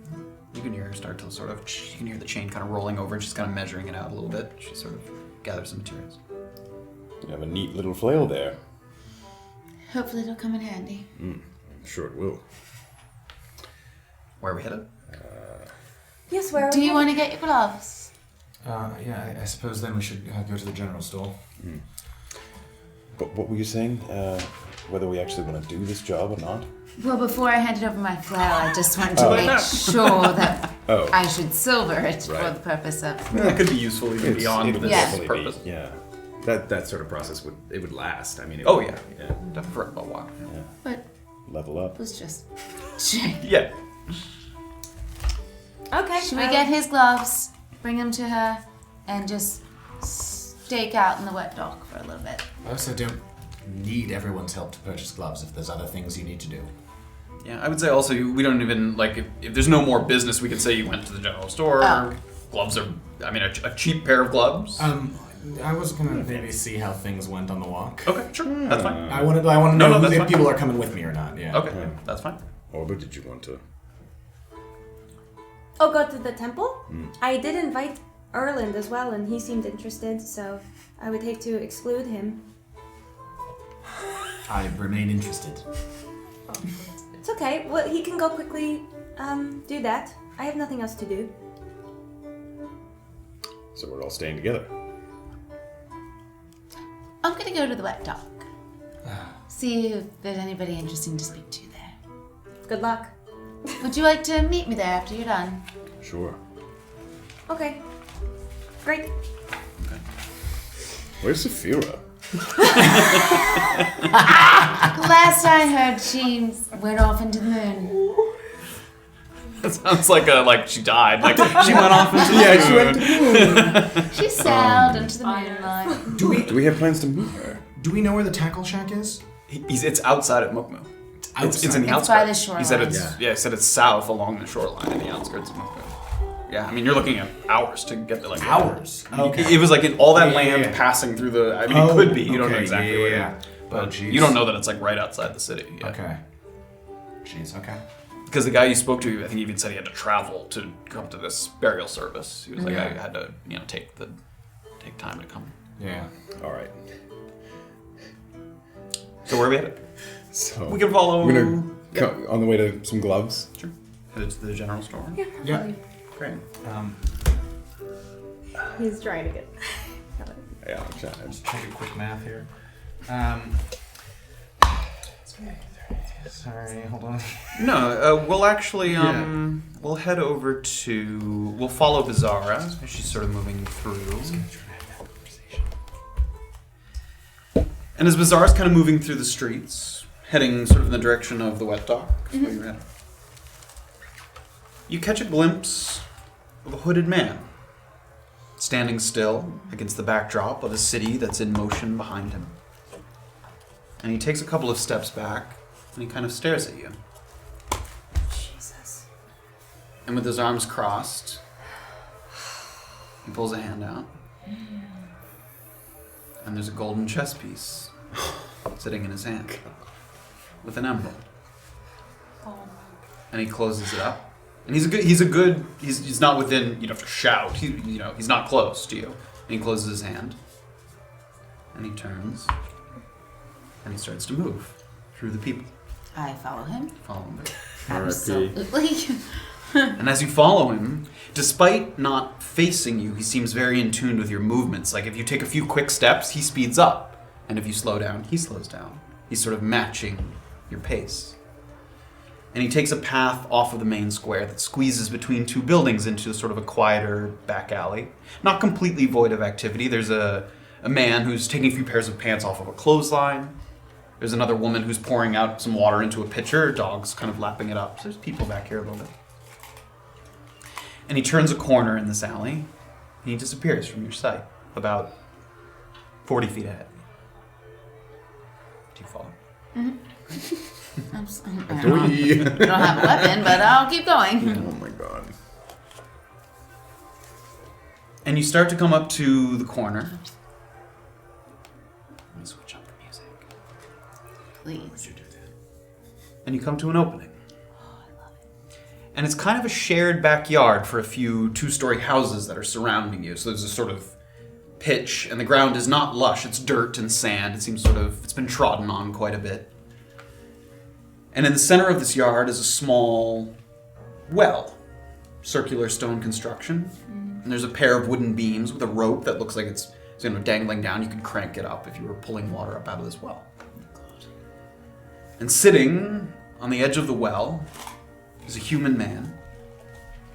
And he's thin. His long limbs and a thick mustache that he pushes to one side and then pushes to the other side. And his clothes don't have any kind of markers on them, no insignias, points of reference. But everything's very sort of well tailored to his kind of wiry frame. Mm-hmm.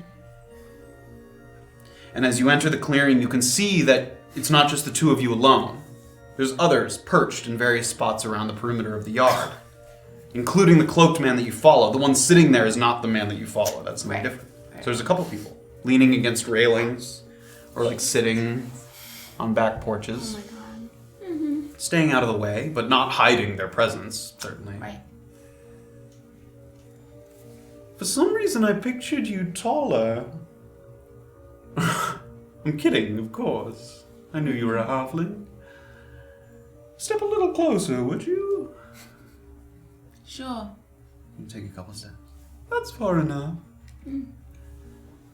For someone who's new in town, it can be difficult to get my attention. But a halfling comes in, and within half a day, she's asked a handful of citizens about a game of chess. Do you know how the game is played? Haven't been too experienced, but seen it done once or twice. Well, that's too bad. Because if you didn't know, you'd have an excuse for why you were running your mouth. And he sort of sits up a little bit. Mukmu's not a chess-friendly place. The people who are known to have pieces, they keep disappearing. Spooky. So. The city doesn't like them because they think they try to circumvent the good standing system. They think they're above it, see? And people will fall over themselves to tank their rating if they're promised fortune and fame. And I don't like them because of the entitlement. Everyone in the estate club thinks that they deserve to be a part of the operation, or that they can bully their way in by offering shiny trinkets. But that's just not how it works. And he reaches into his cloak and he pulls out a small box that he, with one hand, kind of melodramatically cracks it open almost like an egg. And it all tumbling out a number of chess pieces. 8 or 9 of them come tumbling out of this box. Do they all have sapphires on? Emeralds. Emeralds, sorry. No, but yes. And you notice, as you're looking at them tumble to the ground, that a number of them have blood smeared on them. Varying degrees of freshness. Some kind of a chalky brown, and some a deeper red that causes the dirt that as it sort of hits the sand, it sticks to it. The estate club is dead here. This is your last warning. Sir? Yes?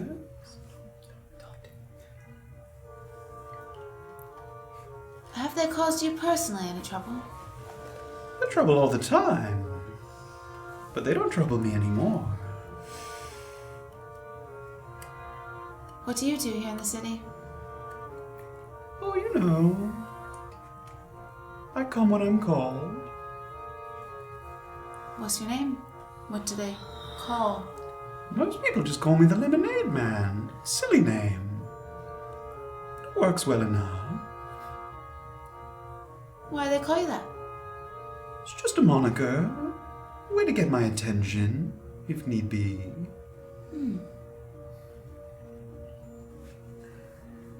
You want them, don't you?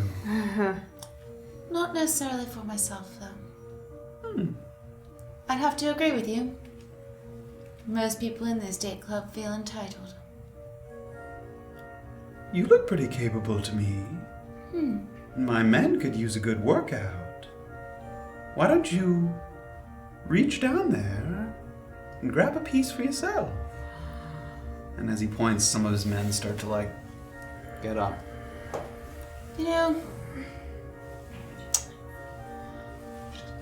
I was more interested in other things here in the city to explore. These seem a little bit tainted to me. If you say so. Scurry off, then. What other things do you assist in? If anyone needs help from you. What are you looking for? I'm new to town. I don't know what kind of trouble there is out there. Well, if you don't know to ask, then I don't know what to tell you. Are you usually stationed back here? No. I move around. How long have you been in Mukmu? Sometime. Time to go.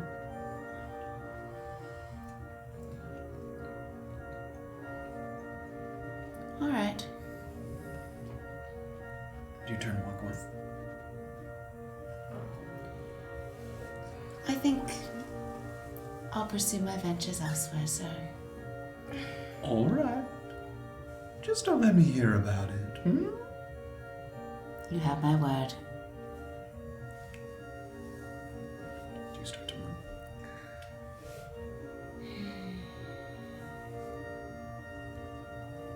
And I just look back at him. Sure. And I just kind of turn the corner and then run to the wet dog. Well, as you do a quick turn. Yeah. One last thing. And he reaches down and he kind of picks up one of the pieces. And he reaches over the side of the well and you hear it. You can always find it later if you want. Good to know, sir. Mr. Lemonade Man. Maybe I'll see you again another time. I hope not. You turn, and now you turn and you start to run, and you sort of retrace your steps back through some of the alleys and things like that. You sort of take a breath as you return to the kind of city square. Things are bustling and still. The sound was sort of caught in that, sort of kept a lot of the cacophony of the main thoroughfare, but now that you're sort of out here, everybody turns to that kind of thing.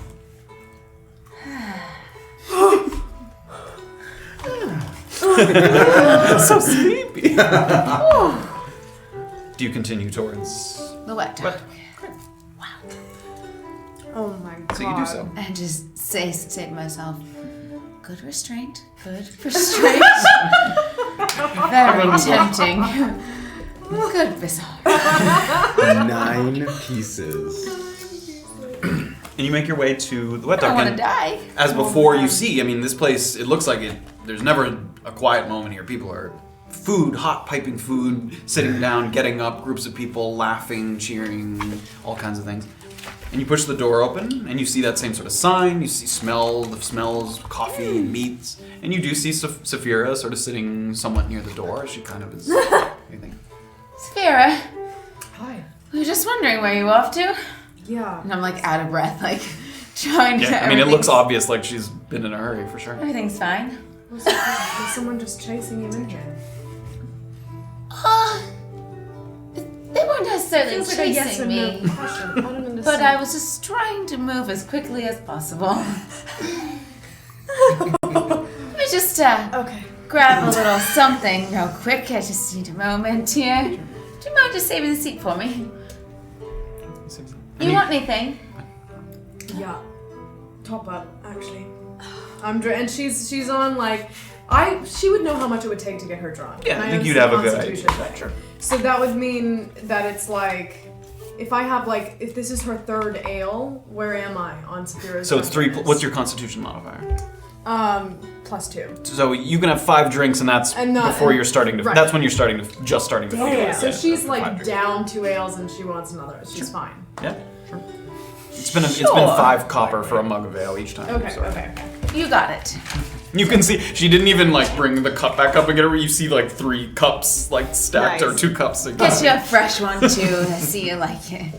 So I go up to them. Yeah, sure. You go up the thing, and same menu. You can see the roast duck cheese, salmon skewers, eggs, potatoes, soup, seaweed, salad, coffee, ale. Hello. You get up to front. What can I get for you? I'm gonna take a whack at those salmon skewers.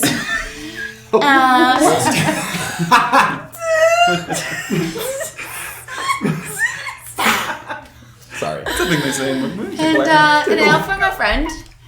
You know what? What the heck? 2 slices of blueberry pie, please. All right, let me count it up. So it's 4 silver for the skewers, 5 copper for the ale. Are you getting an ale also? No. Okay, so Just a water. 4 copper, 5 silver, and then each slice of pie is 8 copper. So that's 1.6 silver. So 5.6, 6 silver, 1 copper total. Thank you. Yeah, sorry, I was just adding it up as it was going. It's just some ice water to dump in my face. You just take the hose and just spray me down. So it my comes out and you goodness. get a nice tray, a couple slices of pie. It looks good, looks fresh. Whew. Sarah, got you an ale and pie. Oh wow! Cheers. Just need to And she kind of sees the pie and puts it right in front of her, and just without saying start- anything, just starts eating the pie. We just needed something good. Yeah. Aww. Beer and pie, just a notoriously good combination. I'd Good say luck. so. That's the motto of the group. We just need something good. That's the group motto. Aw. How's your day been? Look, honestly, not fantastic. I went to find Johnny. Actually, the little boy, gonna meet him at 8, and The little boy from before. yeah, I have a feeling that maybe he's connected to some kind of criminal underground that we might need to have access to. The little boy. Beezaura can't not laugh at her when she says that. I'm sorry. You said the 10-year-old boy is involved in the underground crime. Oh, Safira, I need that laugh right now. Oh my goodness. I was literally almost killed 5 minutes ago, but this Wait, is what do you mean you were perfect. killed 5 minutes ago? Hang on, you can't just throw something out there like that. I expect it to just sit. What do you mean you were killed by someone? By the way, the boy, he steals things. Yes. Criminal underground may have been an hyperbole, but Why did you just get killed? I mean, Leah, what happened to you? The lemonade, I had a run-in. Just a bit. Don't be too quiet. Yeah, exactly. What does that mean you had a run-in? He had heard that I was after the pieces. What? A little more volume. Just Like, so the stream he had can hear heard you. that I was after the pieces. You can say it quietly so people around you can't hear it. And kind of sequestered me, him and his friends. He also has a couple pieces. Wait, what? Did he offer you pieces? I wouldn't say offer. Well, he offered them. Force them. But if I were to take one, I'd probably be killed. They all had Well, right. blood Sounds like Mukmu on was not the them. great. What do you mean they all had blood on them? Seeing as if he had found others who had wanted pieces and So he's going around murdering people who are part of the estate club? or trying to be. Not quite sure. I didn't stick around. What's to he get got against the estate club? He doesn't like other people having power, I don't think. Oh, good. Well, okay. So I Okay. did not give in to temptation. And, Do you have a death wish? What do you mean you didn't give in to temptation? What temptation would there have been?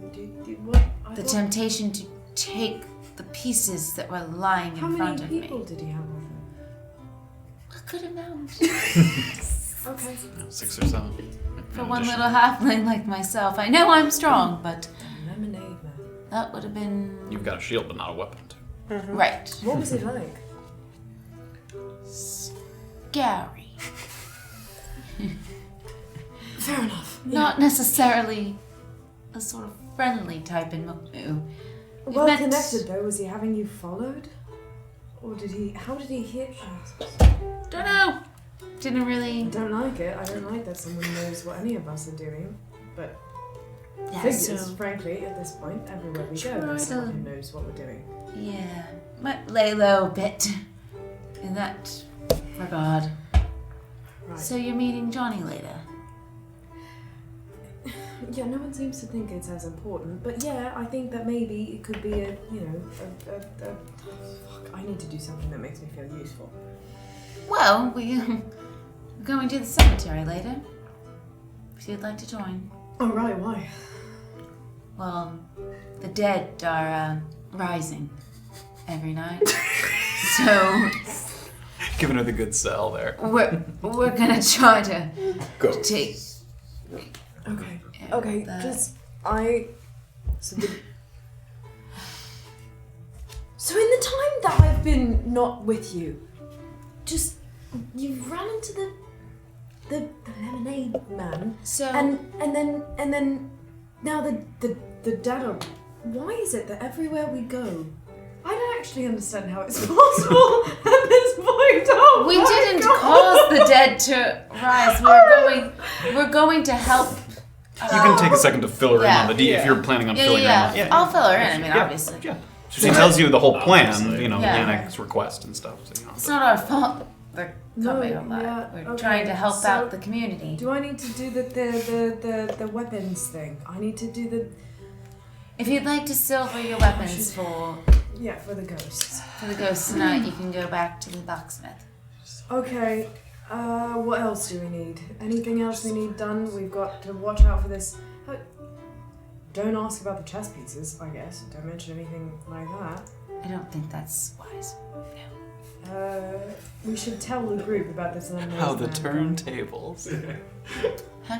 Sorry, You say gotta that? tell everyone about this lemonade guy. You gotta tell them that you run into. Yes. We should figure out how to. I can tell my own story. Thank you. Right. Okay. Oh my god. For now, if you'd like to finish your drinking pie, Yeah, I and would very much like to finish my if you'd drink. like to get yourself silvered for later, that would be a wise move. It takes a couple hours, so I would plan accordingly. Okay. You guys sort of make some plans. You sit here and you can enjoy sort of your meal as you guys kind of catch up on the events of the day. And we'll move over towards the general store. Oh, so on the walk over. Yeah, it can be on the way. just like not even on the way, like as soon as we kind of start walking, Go back in time. If Graven starts walking with us, Yeah, I think he was. then I can't afford the silvering process. Why not?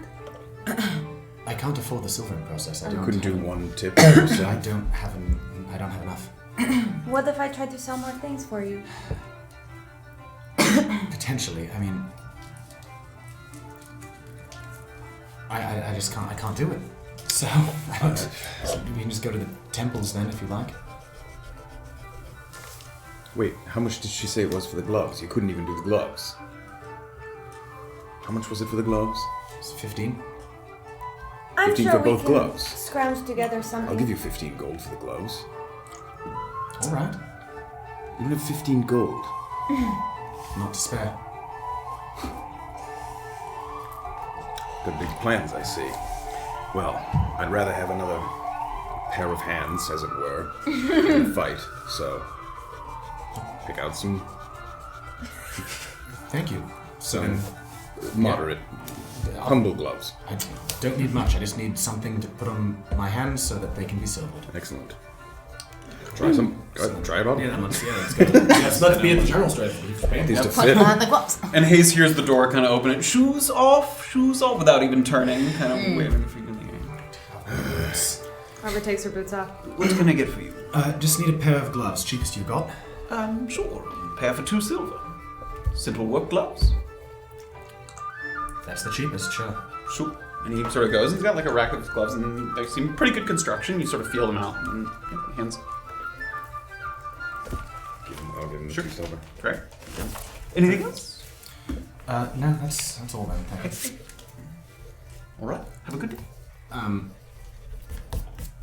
And then So, I guess we Yeah, back to the blacksmith. back to the Yeah, blacksmith. if you're just sort of running we're just there, gonna go yeah. blacksmith. Yeah, exactly. She takes the gloves. You paying her the 15 gold? I guess on the way to the blacksmith, Sure. I think we ought to talk about this Marissa. All right. What we found was when we went to the cemetery, there was a Marissa. Did we get a last Everett. name? Everett. There was a Melissa Everett being buried. Tiefling. A tiefling. Magic seemed to have Yes, died no. by magical okay. In her own shop, south of Mukmu. Okay. restaurant. Also, Everett was the name. Not Everett. Everett. Yeah, Everett. Just so you know. But Everett. Something. And I think it needs to be said that we should find out more about her if we can, because now we don't know who it was that we. Yes, not that we ever so did the mage know is who. probably not Marissa then. No, This- not that we The ever mage- knew who she was, The but mage probably. may have killed Marissa. Yes. Probably, yes. She didn't seem very nice. Yes. And if Marissa, whether or not Marissa had a nefarious reason to be part of this underground system of myconid extract. Okay, yeah, that makes sense. The mage that we killed may have even been Yvonne from the note. Maybe. Or another kind of competitor. It seems everybody's at each Or other's something, throats. yes. I mean, Right. but it seems that we've found our Marissa, Yeah. and it wasn't the person we killed. And this Marissa doesn't have any known family or associates that we could find. Oh, so that's sad. Her restaurant, though, is a few hours outside of town. maybe tomorrow. Probably tomorrow. Okay. Thank you for letting me know. Yes. Was there any other stuff that had happened? Did we already tell you about the doing the undead, the ghosts? We already told you Yes. about that? Yeah. Okay. How did you find out about this Yannick man? Yannick, I heard about from both the head of the reserves and the Broken Crown outpost. Oh, you went to the Broken Crushed it. Crown? Yes. Were there any other contracts? They didn't give out many to non-citizens. Why? This city is very strange. It you is know, very you strange. You can see that.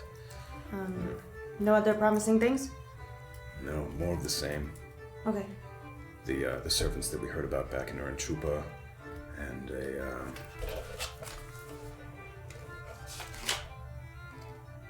oh yes, an iron chest stolen by dryads between Tuktu and Mukmu. Oh, interesting. Yeah. Okay. Was it still just 5 servants? 5 servants, yes.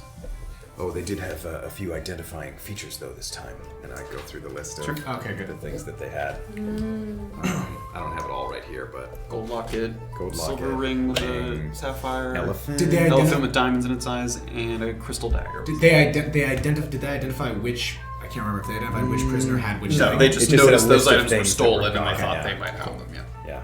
So, there was that, there was the thing, and Yannick's contract. They think those went missing, the servants went missing, they presumed that they might have taken.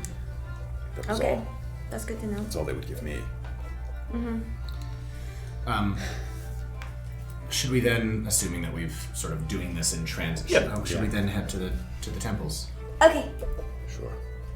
Okay, so you guys are gonna head over there. So 15. Yeah, so 15 gold for the gloves. silver and the gloves, which she takes when she starts work on them. And you guys are going to head over to the New Kelke Church. Which is Yes. not far from. Yeah. It's like right around the corner. Yep. And then we'll do something else. Before we get there. So what is it? Sorry, do I know your new calculator? I can't remember if Erland knows that. I don't think it's come I up. don't think so. Okay. Before we go. Yeah.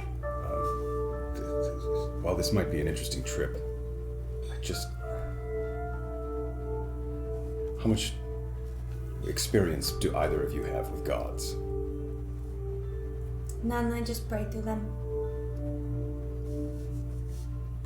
What? Just as part of your question, you would have heard of New Kelke. That's a very Yeah. common belief system. So yeah, that you're not like, what is that? But yeah. But I don't know that she. No, you don't know the specific. I don't pray to any gods. No. Then you would understand. Just be wary of putting your trust in gods. But why are you saying this to me? You're a cleric. I don't understand. I utilize the powers that have been given to me, yes. But they are not special to you? They have helped me get to where I am. So have mine. You're not grateful for it?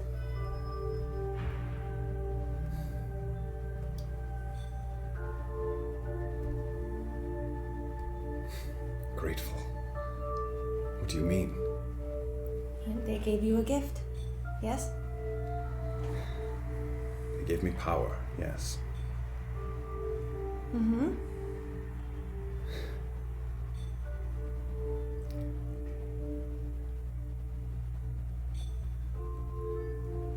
Do not be taken in. Just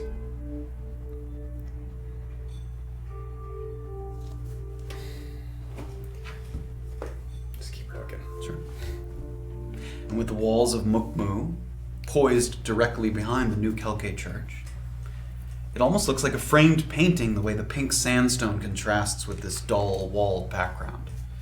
And if not for the diligent washing of 2 marble statues by a dwarven man and a tiefling woman wearing sleeveless tunics, it would almost look like a still painting.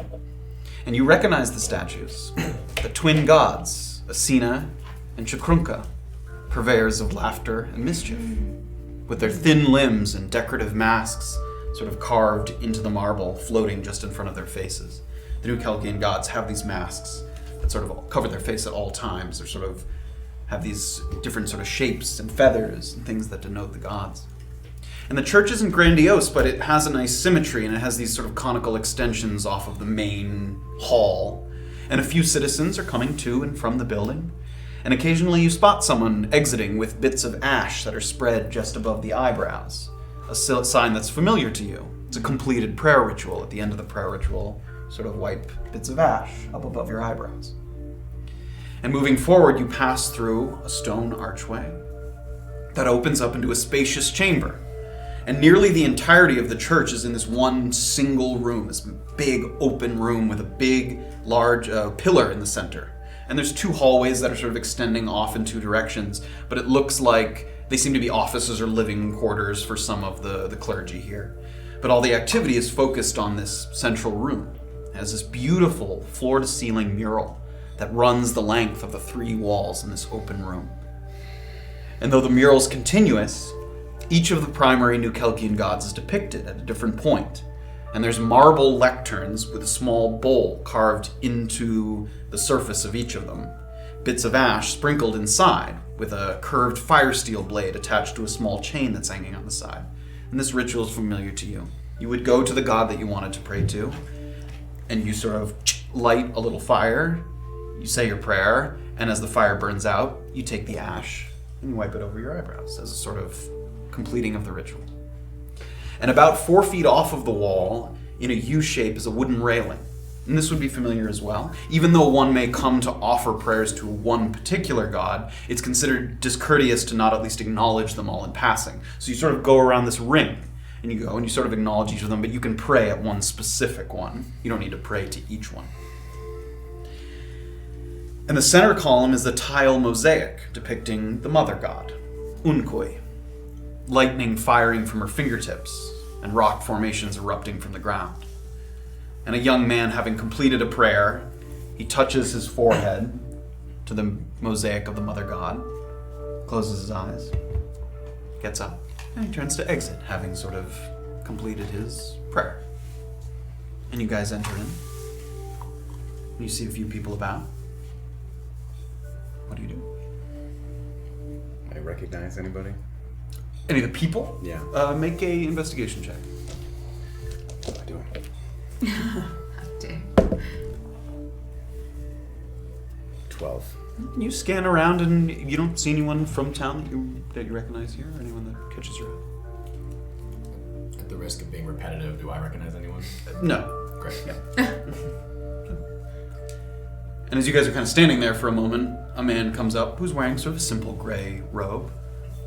Hello there. Have you come to offer a prayer? Are you kindred or abeyant?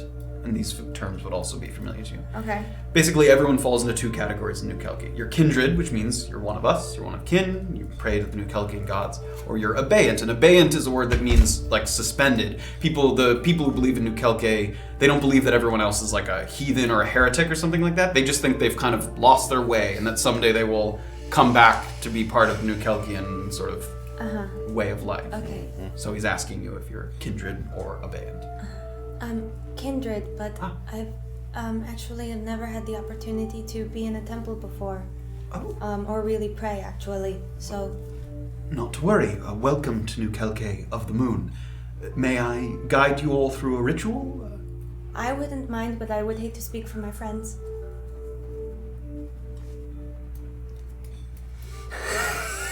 Go ahead. All right. In what aspect of your life have you felt lacking or at a loss as of late? Dealing with the death of a loved one, unrequited love, struggles with understanding the world, or suffering from a wound that refuses to heal, either physical or mental?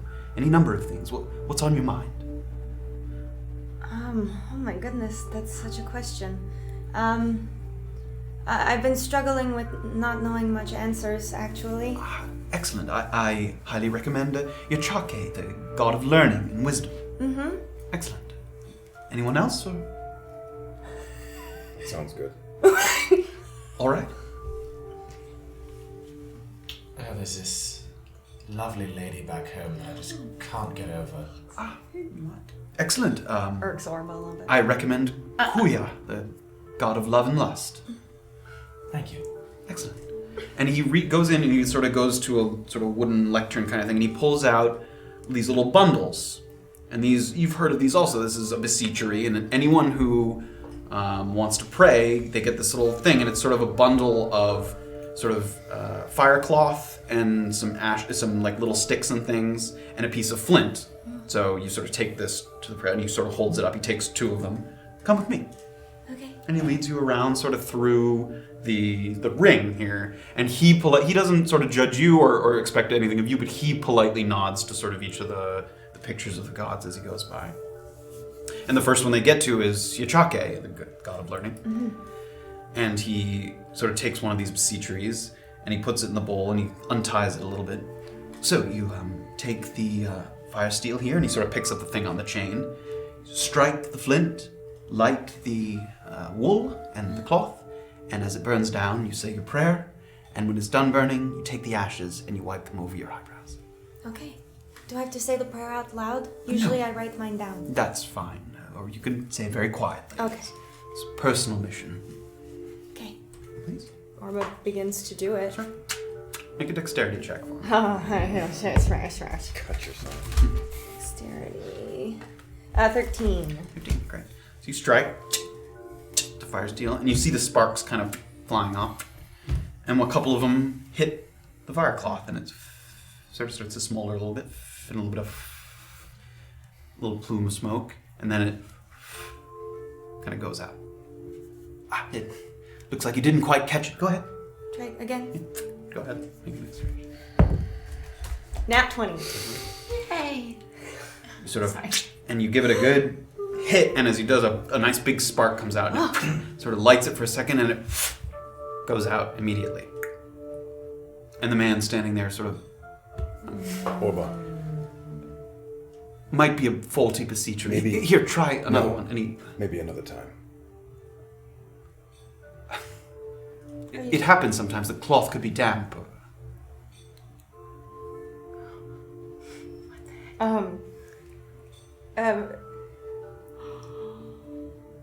Maybe another time. All right. Again, it happens sometimes. It's nothing to be ashamed of. Is not something bad? No, everyone's prone to a mistake, or perhaps just bundle wasn't dry enough. Okay, because like I said, it's my first time, so... No, that's fine. Okay. Orba tries All again. kindred are welcome. Abeyant as well. And she tries again. Right? And he hands you a different one. You undo it. You sort of pull it. Yeah. Make Can another I strike. just come Yeah. up behind her and just put a hand on her shoulder? No. Maybe my right hand is on her shoulder. Yeah, you do so. Go ahead. That's another nat 20. Something's wrong with that die. You strike. And it lights of it. And this time you can see sort of the man smiling a little bit. He's glad that it sort of was able to catch a little bit. And he seems like he's about to speak and sort of guide you through a prayer or something. And now and then it goes out. Even though it seemed fully lit in the bowl. And it... Orba.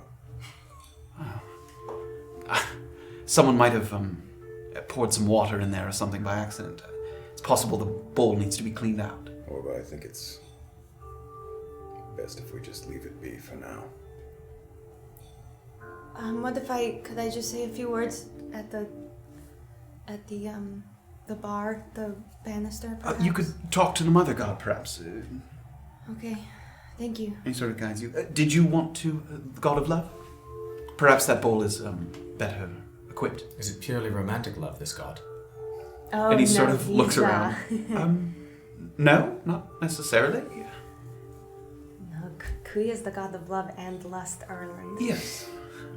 But exactly, is it purely romantic or is it familial? Is it... I'm confused. What is the god? What type? There are obviously many types of love. Is it familial love? Yes. Is it romantic love? Is it... Anything. All types of love and lust. Mm-hmm. Let's try it, sure. And he leads you over to the bowl. He takes out another beseecher. He sort of takes it out. He sort of prepares the bowl a little bit, and then he hands you the fire steel. You strike. Shake it. Make an dexterity. Dexterity? Mm-hmm. Just flat dexterity. Yeah. 20. 20. So, and it Not nat 20. one spark, and it kind of goes up, and it stays. It stays lit, and it begins to burn. Excellent. I think that other bowl was just a bit damp. So, if you'd like to say a few words quietly or out loud about lust or love or what you wish for, the gods will listen. Is he standing right next to me? He is, but I'm just gonna look at him and say, privacy, please. Oh, of course, yes, of course. Let me know if you need my help. Oh, He sort of walks. are you asking us as well? You're all standing You right guys, next- You guys no. are, you're back up. Yeah, Oh, you guys. okay. I left. Alright, fine. He guided you around Okay. over to the mother god mural. Let's go over to them while I'm praying for a second, just because we need to think for a second. Okay. And So you guys, we're there's kind of alone. You guys have moved there's other people around the thing, and now you're sort of back near the front at the sort of this tile mosaic of the mother god. Orba's still bowed as she like past usual. everybody. Orba.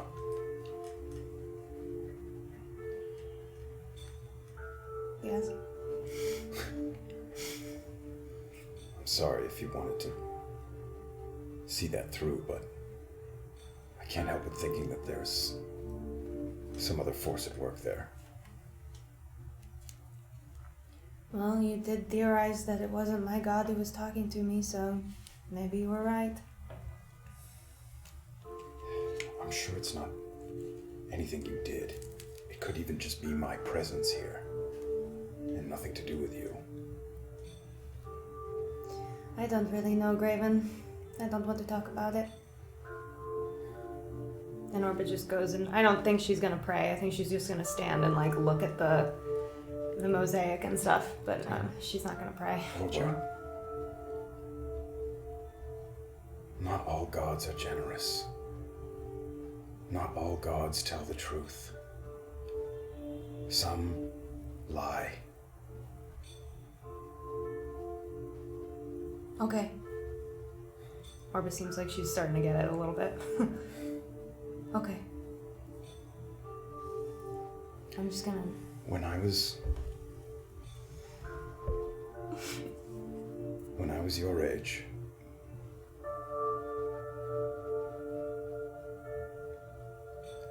I don't know exactly how it happened, but I was taken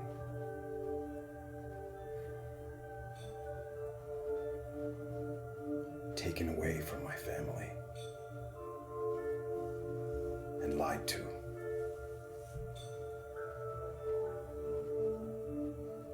I want you to be safe. And I want you to not put your trust in gods. I'm sorry that happened to you. That's already happened to me. So what have I got to lose? Everything. Things you didn't even know you had.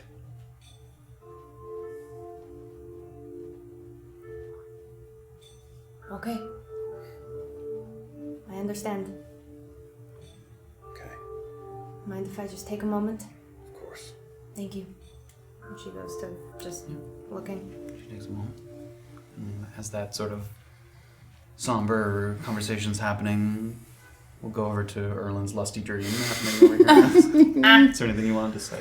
Yeah, well, I'm sort of looking. I don't know what I'm doing, so I'm kind of like looking around at. Are other people praying? Yeah, you see some people at the bowls and stuff. They've lit it, and they kind of just have their hands placed out on the marble. And some of them are talking louder than others. A lot of them are either seeking guidance or sort of. This one person sort of talking like I was talking to my mother, and she, people sort of seeking advice from the gods. I mean, they're saying a fight that they had, or someone that they aren't getting along with, something they've lost, something they've a lot of different kinds of. Sauron's not gonna do any of the. Just gonna sort of stand near it, looking around. So looks at I guess there's a picture of the thing. There's a picture. Is the name there? Kuya. She's, I think. But like, is it there? Is it on the written on the The thing? name is not written. No. I'm just gonna sort of look at it and just not interested in love or lust, but it has been some time since I've been home. And I am not the disappointment they think I am. This is... And he sort of laughs and looks at the god thing. You're not listening. And then he sort of turns and goes back to them. And sort of the fire sort of smoking, and the guy who guided you through, as you turn away, he catches your attention. He's a little bit away from you, but he catches your attention, and he would have to shout to say anything, but he holds up his thumbs and he. Kind of looks at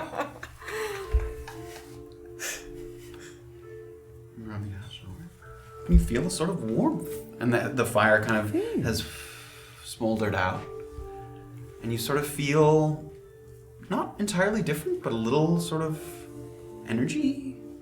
You have +2 to performance checks until you take a long rest. As you feel sort of embraced by other beings. I'm sorry. So I go back over to the group. Sure, you go back over, and you can see the ash across his eyebrows. Oh, did you? They don't talk back. Well, yes. They definitely don't do that. Then what's the point? Maybe you'll find out one day. Okay, well, are we ready to go? Can I wipe this rubbish off my face now? Please wait until we leave. All right. I think it looks nice. Yeah. Orba tries to, like, put her normal face on him. And you can see the guy who kind of led you around give you guys all sort of a light bow. Come back anytime. He moves towards, he sort of guides somebody else through. And you guys head towards the exit. And we'll head back towards where you guys sort of, if you want to talk about where you're headed just before unless you... What time is it? It's probably getting into the later afternoon, maybe 5:30, 6 o'clock. We gotta go get some food, maybe. Nowhere to go for that. The wet dock, perhaps. Yeah, do we... Yeah, sure. If that's what Graven suggests, sure. You guys head in that direction. And we'll go to the wet dock, where... how many mugs we got lined up on the table over there? She's on her 4th, so she feels it, but she's okay. It's going strong. All right. So it's getting finished- sort of later in the, it's getting up to 6 o'clock-ish. And you had, the Johnny meeting was 8, yes? Is that what it was? So, Yeah, so so- Safira sort of knows that time is coming up. Would it be reasonable to assume that I could have, like, gone and taken, like, 5 of my arrows to... Oh, sure, yeah. Yeah. and So to it's get it's silver? a gold per arrow. How many A would gold you... per arrow? To be silvered, yeah. So how many would you like to get silvered? I don't actually even know how many arrows I have in my quiver right You now. probably... He gave you 50, remember? Yeah, he gave you a big... I mean, you probably I have don't know. 40... All of them. We'll say Give him 42 arrows. 42 arrows. So I a want good to do, number. like, 25 of them. Sure. Okay. 25 gold, you get them silvered. Yeah. You don't have them yet, but she has them and she's Right, working on them. right. Yep. Okay. Where'd you say you had to meet the boy? I was gonna meet him outside the scale house around 8. Okay. Well, make sure you have time to get your arrows and then meet us over at the This is cemetery. post that. She went and came Oh. back. Yeah, so this is... But she didn't get them back yet. No, she hasn't gotten it. Right, Yeah, right. oh, yes, I see. Yeah. And what are you speaking to him about? Well, I was interested in knowing. I wanted to know if he sold any of these things that he steals, and if he does, where he sells them. Got it. Well, there's the shops around here that you can sell to. I don't know if it's that big of a secret. Yeah, I also want to know. Interesting that he said he would follow someone if we wanted that. Do you think someone else has requested that service from him? Don't know. Maybe the lemonade man has a handful of little spies. Oh, The men I run into are not little. That's for sure. No, but children are small and Right. unnoticeable. No one's looking at a begging child. Or at least they're trying not to. I see. Well, I told the others to meet us here. Well, meet me here, but I guess it's us now. They're stopping by a temple. Why? And as this kind of happens, we'll say that you guys arrive. I mean, you went and got them silvered. You guys have been having a couple drinks, so you guys have all sort of met up here at this time. You see them come in, door. How'd it go? great. Good. Doing this as I walk in. You're right there, What Erland. happened to your face? Participated in a bit of a silly ritual. Okay. He Silly. just prayed, that's Why? all. When in Mukmu. When in Mukmu, indeed. Guess so. Food any good here? The food is actually quite delicious. Yeah, it is. I recommend the pie if you want something sweet. Do you guys want to get in line and grab some food as you're doing it? Yeah. So what do you guys want? There's the roast duck cheese, salmon skewers, potato and eggs. What's the cheapest? The cheapest meal would be the potato and eggs. Grab It's potato 1.5 and eggs. silver, yeah. 1.5 silver? Yeah.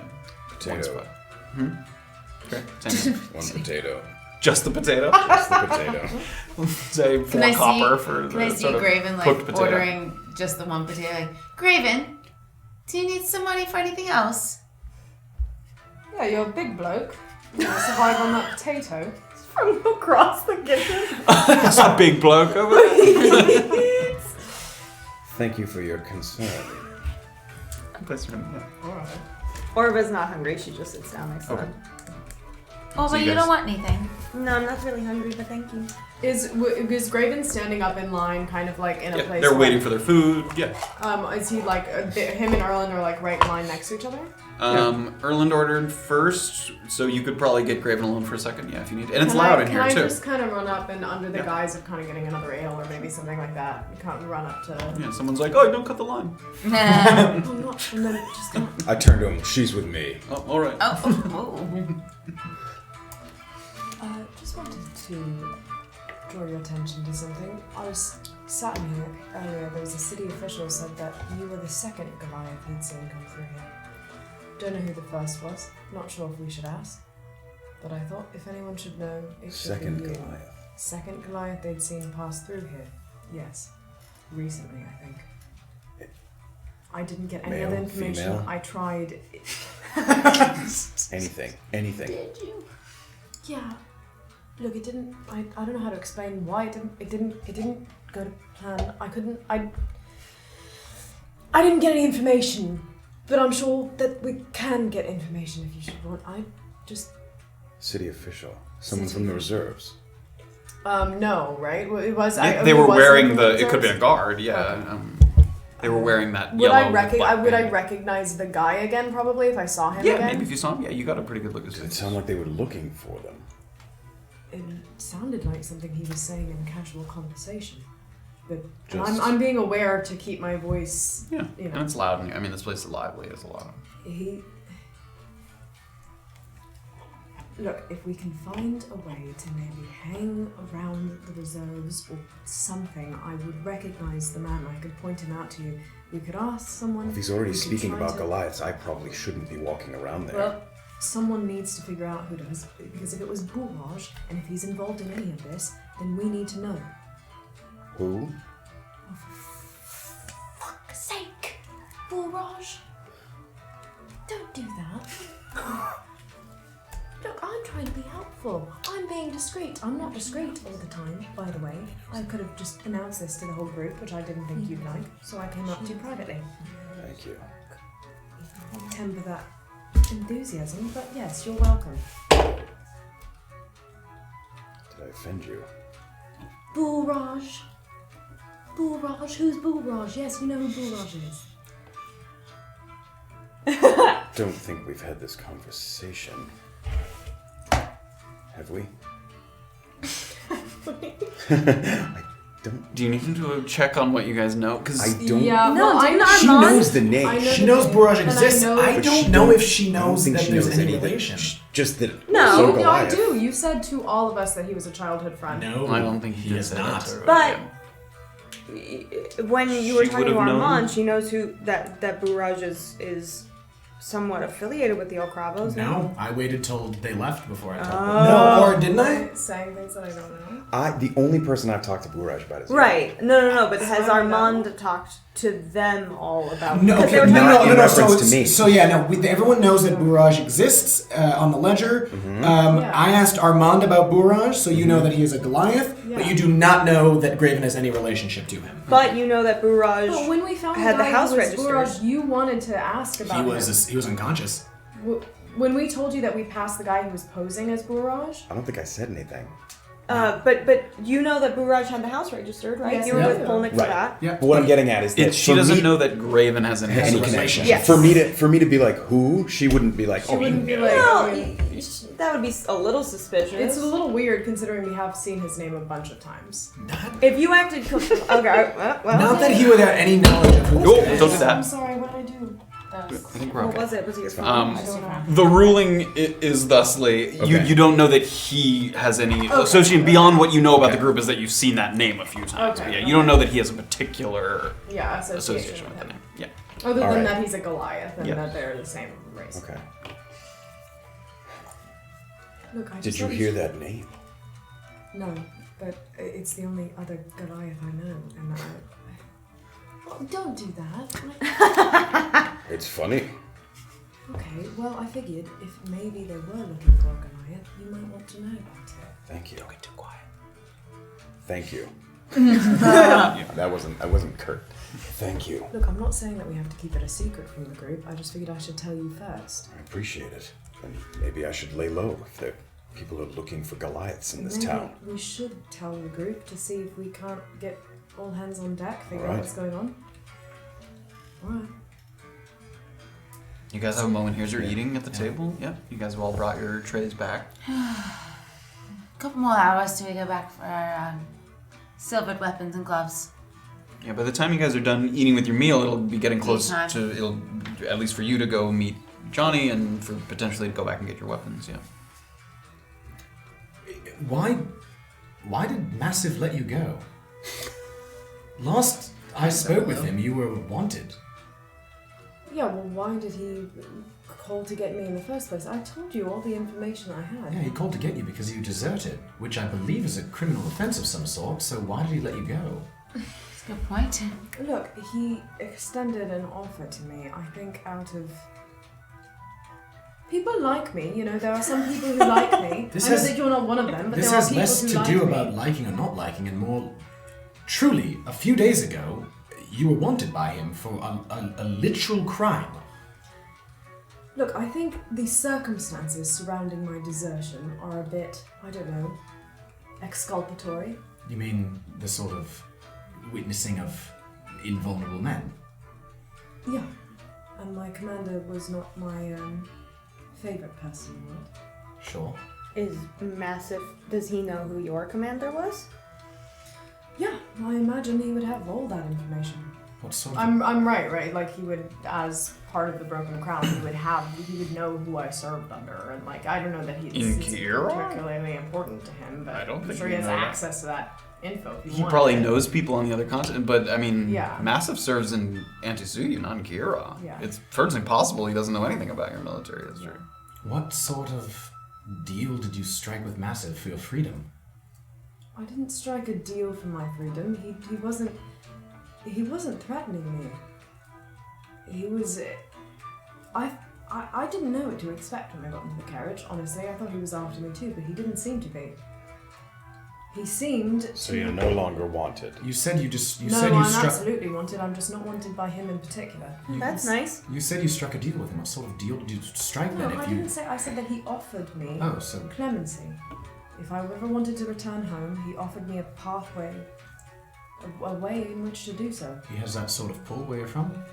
Well, there's a kind of status that you can attain if you do a favor for the Broken Crown. He didn't specify. I didn't ask him about what kind of, but he said if I should want to return home at some point, that it would be possible for me to gain apotheosis, which is a kind of status once you've performed a large favor, and I would be granted clemency to be able to go home and see my family if I should ever want to do that. Do And you he want didn't to? say anything about what kind of favor.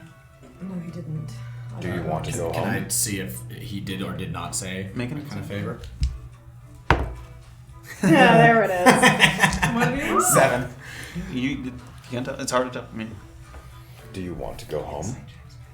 Yeah, I do want to go home. One day. It was something I never thought I'd be able to do. But yeah, I'd like to go home. So now you owe a favor to I don't owe a Armand favor. and Lieutenant Massive. I owe a favor to Armand because I was saving your lives, first of all. Secondly, I don't owe him a favor. If I choose to go home, which I may or may not do, then I can perform a favor that will allow me to do so. Wonderful opportunity. I don't owe him anything. You seem very mad at him. No, I'm mad at you. You've mistaken it. Yes, that's usually what that looks like. I think he was just looking for Getting- some Getting clarification. rather comfortable with it, and I like knowing what favors, who owes who favors, Well, because it then you- usually impacts all of us. You know who owes who favors. I just explicitly told you who owes favors to who. Alright, so do you plan on meeting with Massive? Again? I don't know. Has he been following us this whole time? Oh, good question. Well, he's not been following us so much as he's been tracking my whereabouts. We've been So together this that's most all of this of time. our How did he whereabouts. find you in the woods Look, he's not outside of Mukmu? interested. He didn't seem particularly Does he know any interested of in- us? Does he know Jillian? Yeah, he knows Julian. Personally? He's met her, yeah. Does he Know what she's after. Does he know what we're doing? I don't think he's familiar with all the specifics, no. Does he know what? Does he know that we're scouting myconid camps? I didn't tell him anything I wasn't supposed to tell him, if that's I'm what you're not asking me. that. I'm If asking he already specifically knew. if he knows we're scouting People myconid who camps. know Jillian know about her crusade. She told us that herself.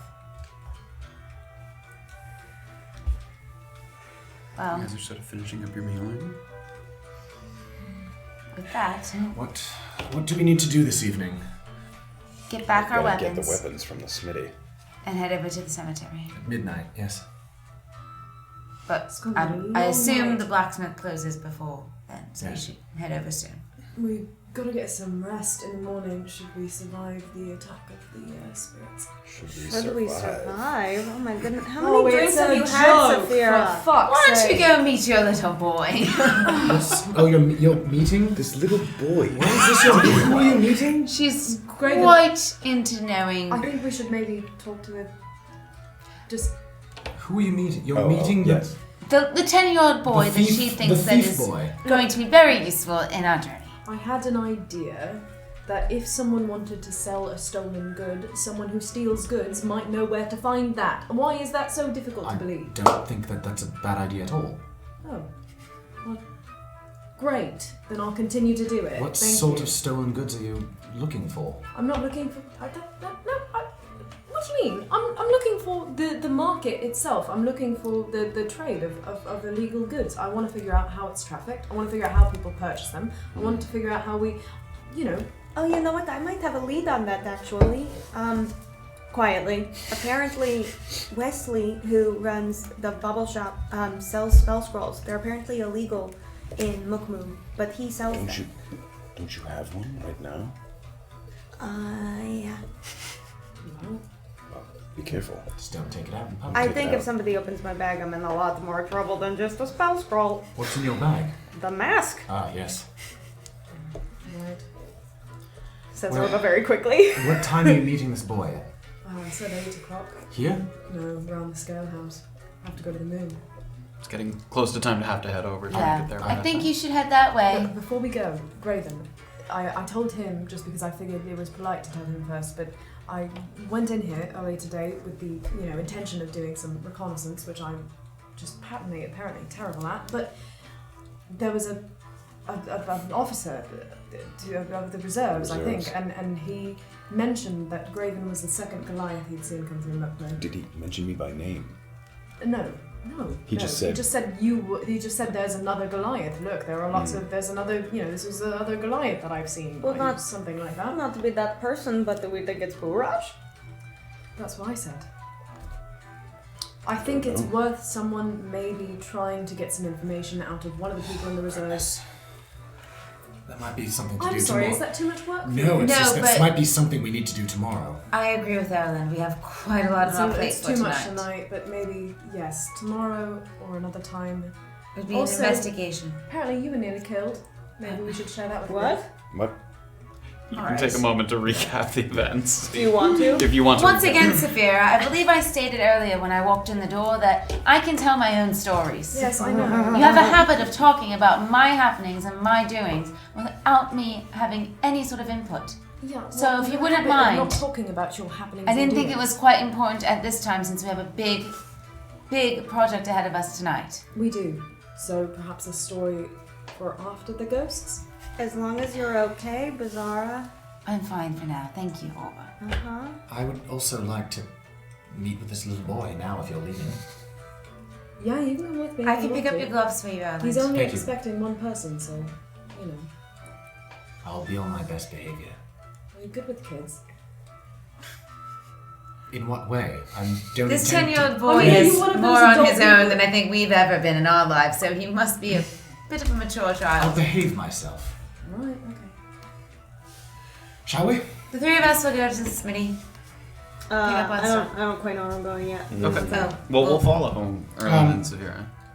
As we're sort of standing, can I bring Orba over to me for a second? Sure. Quietly? A little Orba tug of war. Just sort of, if we're off to the side a little bit quietly. Huh? 9 p.m. Water Lily. Might just meet. Bring who you like. Or I'm gonna go off with Safira. Orba's like, I don't like anyone. I was like, I'm not in the mood for this. So we'll follow Erland and Safira over to the scale house, so the general area of the scale house. Just bring some music. And as you approach the scale house, around the agreed upon 8 o'clock meeting time, you can hear the suppressed sounds of a raucous crowd. Music playing, alcohol consumed in excess, people sort of drinking off a hard day's work or reconnecting with family and friends, perhaps looking for some romance. And as you move around to the alley behind the bar, you peer down, and it's narrow, but it's maneuverable, and you can hear a little conversation going on. There's a man that's holding a large crate of something, and he looks like he's heading in the back entrance, like he's got a crate, like he's bringing in goods to the tavern. And he's sort of hollering out in the general direction of the alley. "Oh, I told you not to come around this early. No scraps till it starts to die down." And he sort of pushes the door. And you hear a familiar voice shout back, "We're not here for you." "Well, don't be here when I get back out." And he sort of closes the door behind him. And you see, sort of shuffling his feet in the alley, Johnny. And there's 2 others with him as well. 2 other kids. Another young boy and a young girl. And as you approach, one of them, the other 2 sort of get up. One of them was kind of sitting on a box and they hop up, and another one kind of was leaning against the scale house and he gets up. And one of them pulls out a small shiv, like a little sharp end. And you see Johnny grab that kid. "Idiot! She gave it for free. Don't do that." And he smacks the kid upside the head. And the girl kind of, "Don't push him!" And she pushes Johnny, and Johnny pushes her back, and there's sort of a little scuffle in in the middle of it. this, can I kind of, am I strong enough to just kind of, no? Yeah, Like, you can grab and sort of Absolutely pull not.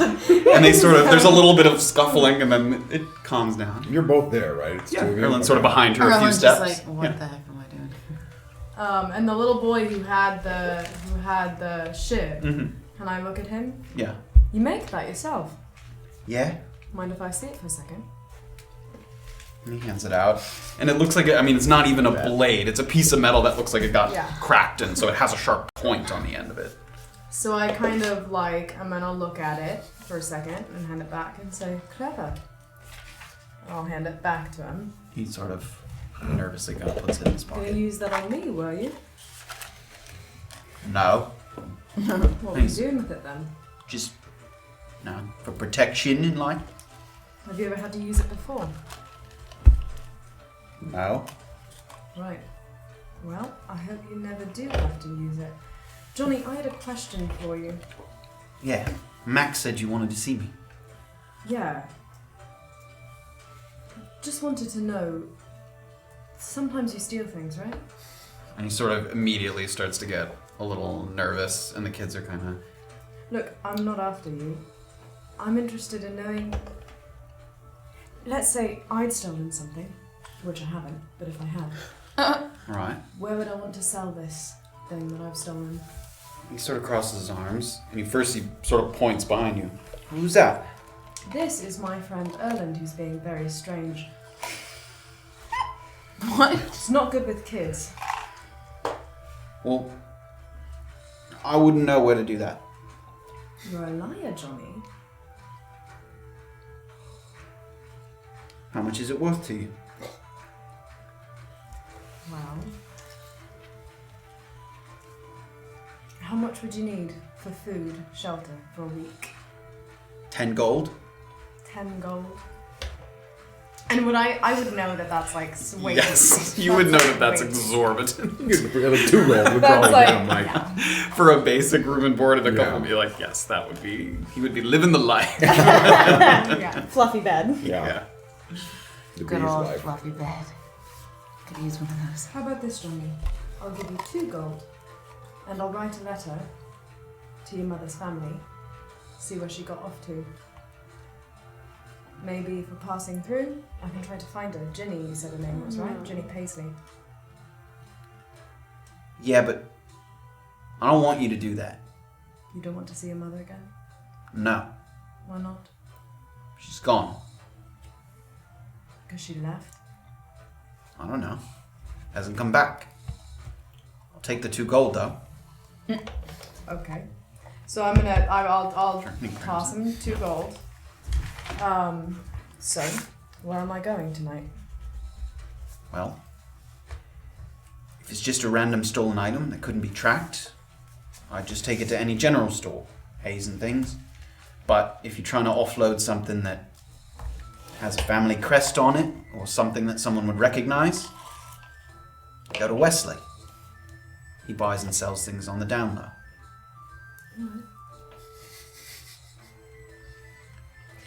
You need anybody followed? I'm good at that. Taggart here, he's good at sneaking into places. Have you ever followed anyone before, for anyone else? Sure, yeah. Do you get that request often? Not often, no. And who asked you to follow someone the last time you were asked? David Bills thought his wife was cheating on him. So you fancy yourself a bit of a private investigator, don't you? If the money's there. Could be a good line of work. Might be a good trade to develop.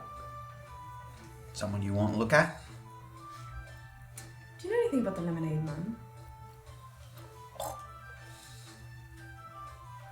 No. Right.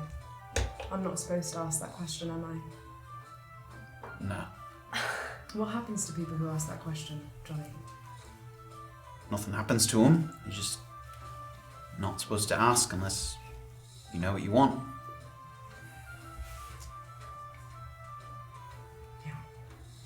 Okay. Well, look, you've been plenty of help. You two, what are your names? Taggart and Hazel. Taggart's good at sneaking into places, like I said, and Hazel's the best pickpocket I know. Oh, yeah. Take anything off me, Hazel, the minute I've been standing here? No. Aww. She's been standing a little bit off. It doesn't. I mean, that she would have had to have some crazy. An extra arm. Yeah. And you guys are sleeping in the barn tonight? Yeah, probably. Alright. That's enough. You split that between all of you. Right. You get food, blankets for everyone, yeah? Yeah. Okay. Well, I'm sure I'll see you around, Johnny. All right. You can ask Max if you need me. Thank you. And they kind of scuttle off in the opposite direction. It's 2 of you in the alley. Are they running away? They're moving quickly. They kind of took the gold and they kind of. I'm gonna Most definitely. run after them. Okay. What? Safira, what are you doing? Nothing. I'm watching him to do this, and I am going to walk away. Right? The opposite direction? Yes, I'm going to walk towards the armory. Great. So So you I as you can walk get in the my alley, eyes. you watch Erland go and you turn, you start to walk in the other direction. And as you come out of the alley, you hear a voice. Oh my god. Ah! Safira! I am so glad. Just the woman I wanted to see. And you turn, and Jillian's there. When we arrived in Mukmu, you weren't around to claim your free drink, so, and she motions to the door of the scale house. Oh my god. What do you think? Yeah. That sounds not just one though. Just definitely just one. Alright. Have you been here before? Well, not inside, but around. And she sort of pushes her back up against the door. Welcome to the scale house. And she pushes the door open. And the music kind of swells a little bit. And there's a little bit of revelry that you hear as the door opens, and you hear the laughter and the clinking of cups. And you can hear the bowls and tankards against the wooden table sort of being slammed down, coins sliding across as drinks are being ordered, following a groan of displeasure. It looks like someone lost a hand of cards. You see people throwing things down on the table. This is my favorite place in Mukmu. She's sort of shouting over the crowd. She's such a... Oh Most people prefer the wet dock for the food, which is excellent, no doubt. But you cannot beat the atmosphere of the Scale House. Find us a couple of seats. I'll grab us a bottle. And she moves her way. Bottle. You sort of find. Okay. And you watch as Jillian pushes her way through to the bar, where a person pouring drinks is of a race that you seldom happen upon.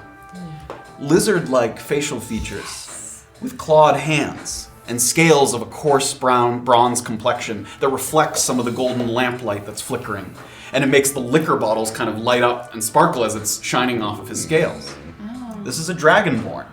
Something that you haven't seen since your days back home. Most of their communities exist in the Ki'Iral Highlands.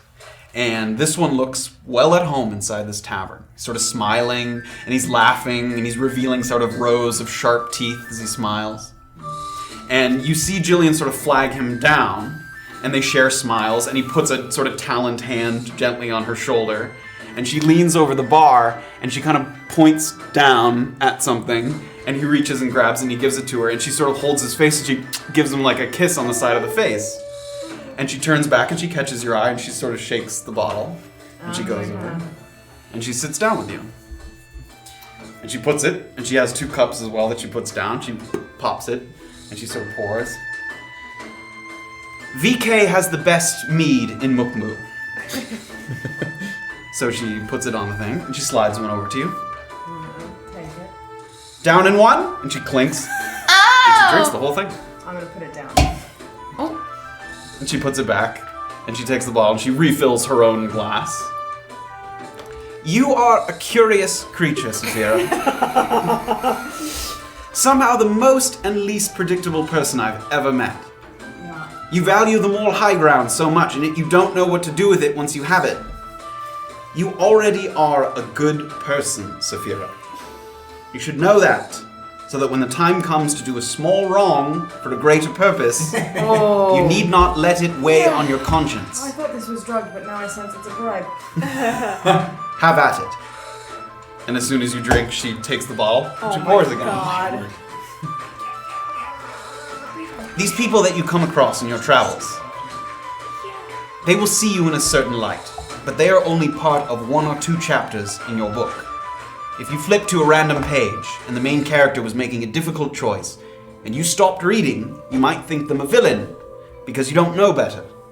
But when your story is complete and the tale of Safira is told, they will know you to be a hero.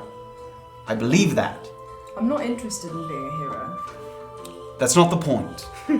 Stop thinking in chapters. Start thinking in volumes. The story, Safira. What did you say, Sam? I could say the same to you. You could. So, and she takes the bottle again. She downs hers. And she sort of waits with the bottle. Look, I've got things to do tonight. I can't be, doing too much of this. Do you drink it? I'm drinking the glass Okay. that she gave me, but Yeah. I don't want her to pour me more. That's what Okay. I'm trying to say. She sort of lightly puts it back on the table. So. Drunk. Are you coming with us still? Yeah. If you'll have me still, I'm coming with you. Look, I believe in what you're doing. I just didn't believe in the way you would... How did that go, by the way, stealing the map? Excellent. Okay. We've gotten quite a bit of information out of it. Information that we did not have before. And that is not nothing, let me tell you. So what is it, Safira, so I can put your mind at ease? Look, I've lived my whole life by... Look, I was in the military. There were rules. There's a system for things. There's due process. I don't like... I understand the need for... Never been a big believer in vigilante justice, and the thing is, I'm doing it now, and I'm not sure exactly There've got to be rules, okay? There should be rules. There should be real rules in place about what we will and will not do, because otherwise I don't see how we don't just turn into a band of fucking criminals. You think this is vigilante justice? It's justice that goes outside of the... What do you mean, is it? Of course it's vigilante justice. When it comes to Myconid, there are no laws. That is the problem. Yeah. Yeah, okay. Outside the purview, then, of... Nobody cares, I guess. Alright.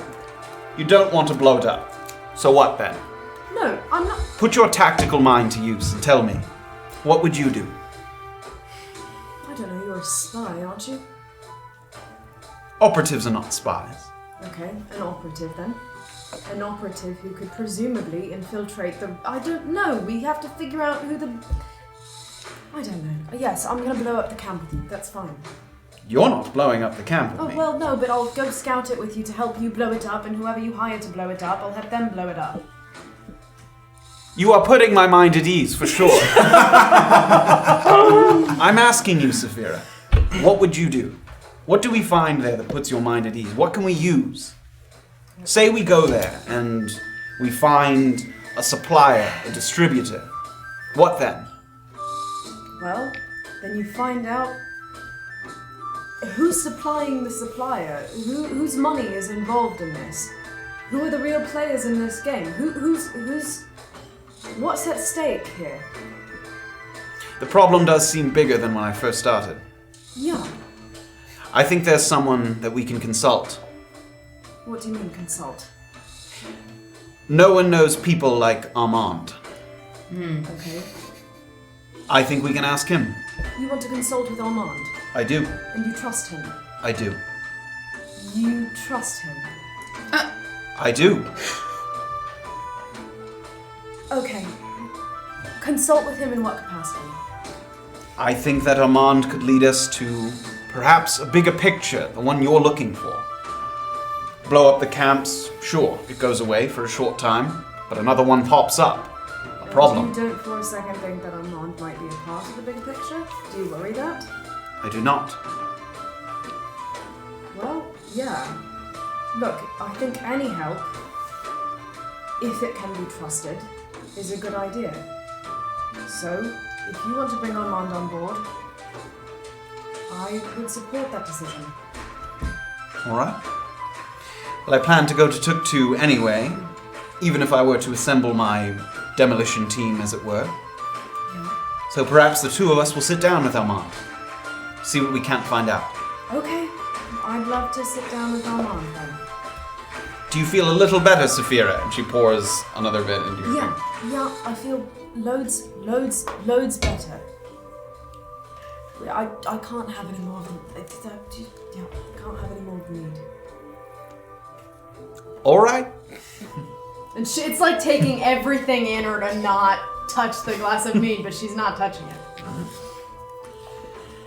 Well, Safira, I think we can accomplish a lot together. But it's going to take you speaking your mind more often.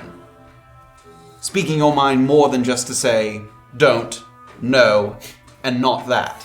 That is... Yeah, okay, that's fair. To bigger and better things. To bigger and better things. And she's gonna raise her glass and not drink and put it down and kind of... Yeah. You said you had things to do. I think I'm going to stick I around. do have things to do, yeah. Good night, Safira. Good night. And she gets up. She sort of disappears into the crowd as people are sort of swirling. Where are you headed? I am going to, like, get myself as far away from this glass of mead as I can. Sure. Oh, wow. Just because it's, I don't know. And I'm gonna go... Because it's number 6? Yeah, it's not a good idea. It's number 5. You had 3, and then you had 2. And then I didn't have 2. She was just That was the repouring 3rd, I glass. thought. She stopped. I've been keeping track. Well, I thought that was the point. I thought the point was that you had your limit, and then one more would have been over your limit. One more would have been my man. Oh boy. limit, was what I was Right, aiming over. for. No, because my limit is She would have 5. hit the limit. So you exit the bar and the door closes behind you and you can hear the music kind of muffle behind you. Where are you headed? Well, I wanted to head to. I was stopped on my way to the armory, so I want to still go there and pick up my arrows. Great. So you head over in that direction. We'll check it on Erland, who's running after some children. Great with kids. So you see them scuffling off, and they're not like at a full sprint. They're not like escaping. You just see them kind of like moving off. A few of them. Hazel, and she turns. I'm gonna keep a tight hand on my pack. Sure. Yeah. And sort of crouch down to her. How'd you like an extra gold, Hazel? And she looks to see, and it looks like Johnny and Taggart have kind of scuffled off. They didn't notice that she stopped and turned. What is it you want? I need something pickpocketed. Can you do that for me? Definitely. Good. There's a halfling that Johnny spoke with last night at the Lakeside Inn. All right. She's carrying a piece of paper. And I would like you to get that piece of paper. I'm going to describe in very careful detail the piece of paper that I saw the Tiefling pass to Beezy. And it seems like Hazel kind of goes into like focus mode. Where does she keep it? She has a traveling sack. She keeps it there. All right. How much? 1 gold, I told you. 2 gold. 2 gold. And she does not know that it was me that asked you to do this. Don't even know who you are. Do not follow her into the cemetery at midnight. All right. Do this before midnight. I'll try. Can I do it tomorrow if I can't find it? If you can't find her, you can do it tomorrow. Just don't. She's going to be in the cemetery at midnight tonight. Do not go there. It's going to be very dangerous. All right. Where do I meet you? Talk to Max. All right. 2 gold, Hazel. I'll give you 1 now. I'm going to keep a tight hand on the pack and watch both her hands. I'm going to give her 1 gold. She takes it. 2nd gold when I get that piece of paper. All right. She looks excited. Oh my god. You guys have gone over to the armory. Mm-hmm. So you've picked up your things. You Yeah, get your to flail pick up back. my flail and Erland's gloves.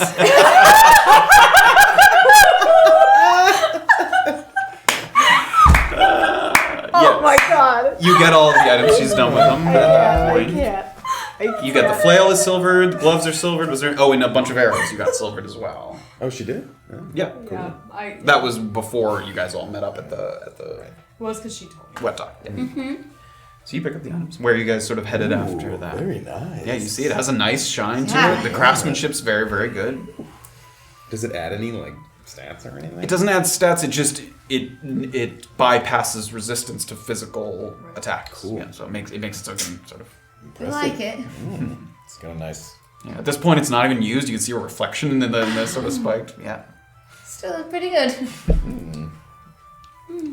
Where are you guys headed? It's getting close to 9. Yeah, so- after my conversation with Hazel, I was heading to the, was it the water lily? Great, yeah. And where are you guys headed as that? Where should we go to wait out our time? Yeah, so you have a couple hours before the cemetery. Did Jenny have any plans? I actually Yeah, might this go off on my own for a little bit. All right. You want any company? That's very kind of you, but no, thank you. Did you want to go anywhere, Graven? Didn't have anything in particular, no. Well, That's okay, you guys can. You can give it a think. We'll follow Orba over to. Well, Yeah. as they're like clearly lingering, Orba looks at Graven and kind of does a quick dart at Beezaura. Like with her eyes. Yeah. Okay. It's like I'm going to head. Somebody said that the Water Lily was a nice little place, so I'm going to be there. If anything happens. you don't want us to come with you? No, thank you.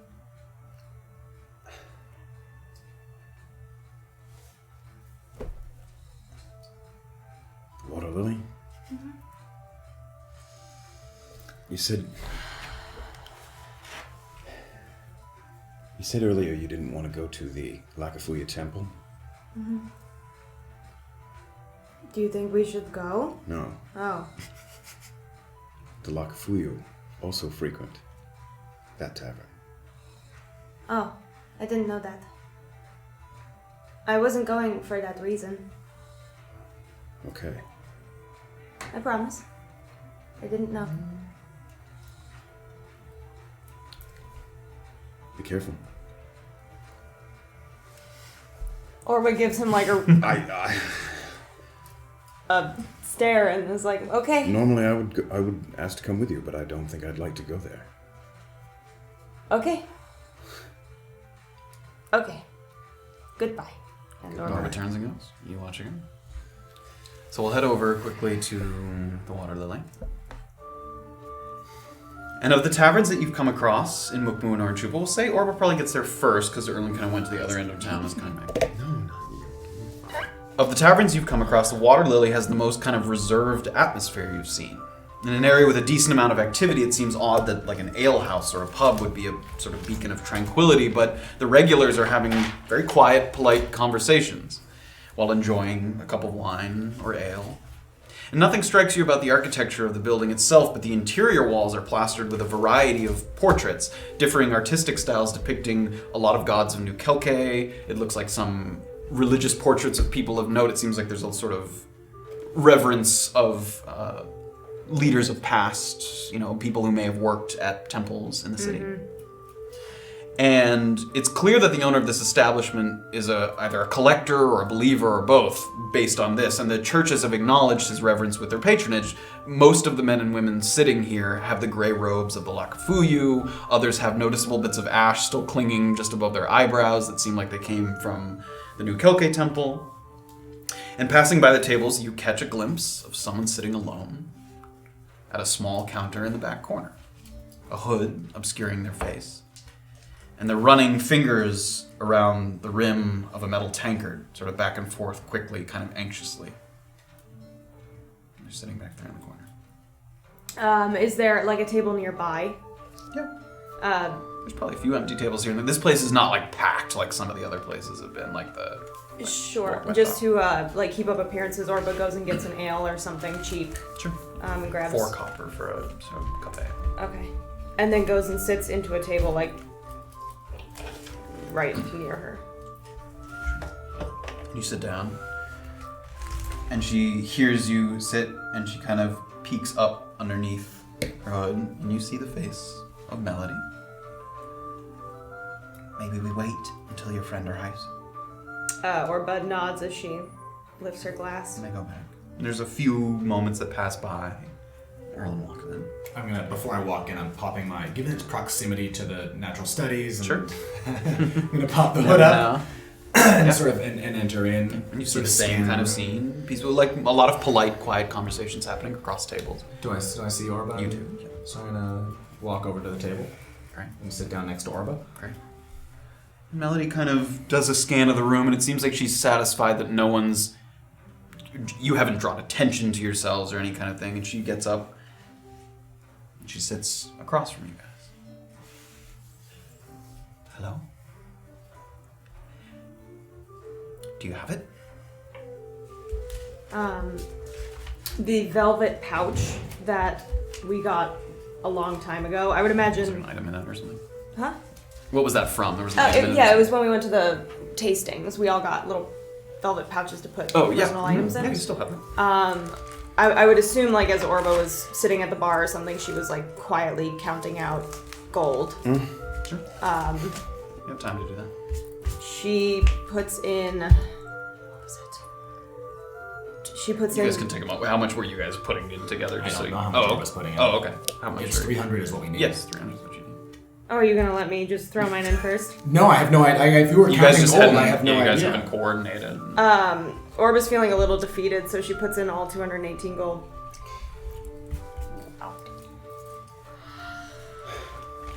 And are you sort of doing this at the table, kind of putting it in the pouch? On my lap, Sure, yeah. under the table, yeah. And Erland can kind of see this, and she can kind of hear the little light clinking of the pieces together. 82, Erland. So I'm gonna slide 82, or not slide, just underneath the cover. Gonna give Don't sit. Orba 82 gold. I have to admit, having some anxiety. Thought I was ready for this.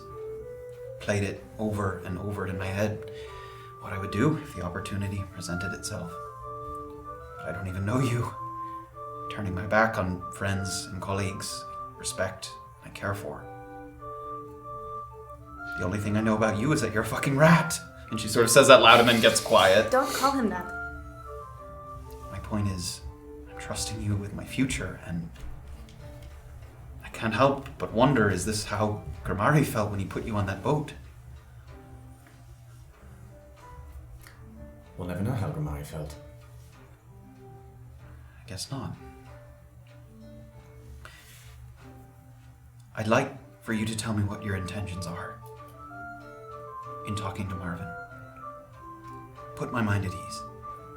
Is 300 gold not enough to put your mind at ease? No. And she looks at you and she doesn't look mad, she looks sad. Sorry.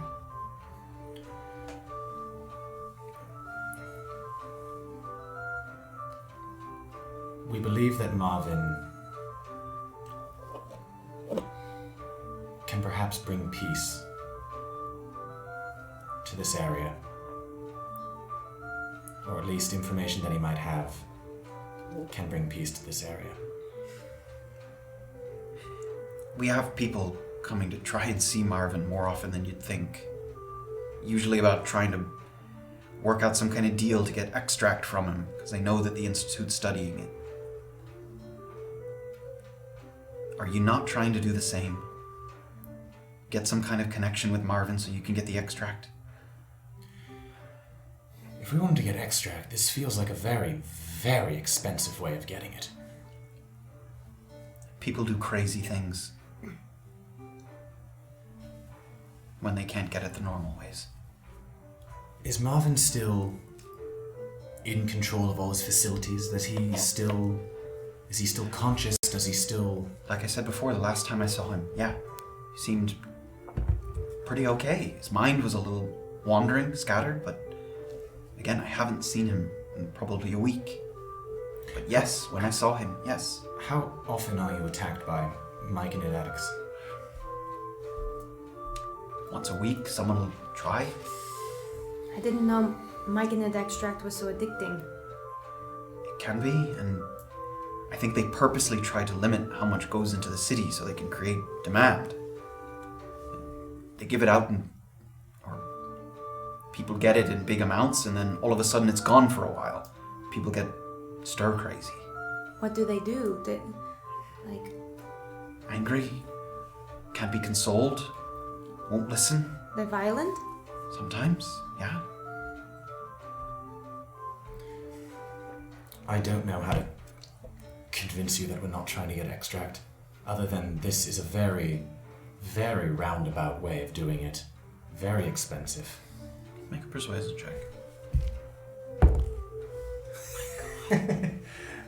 3. Rolls 3 20s. Yeah.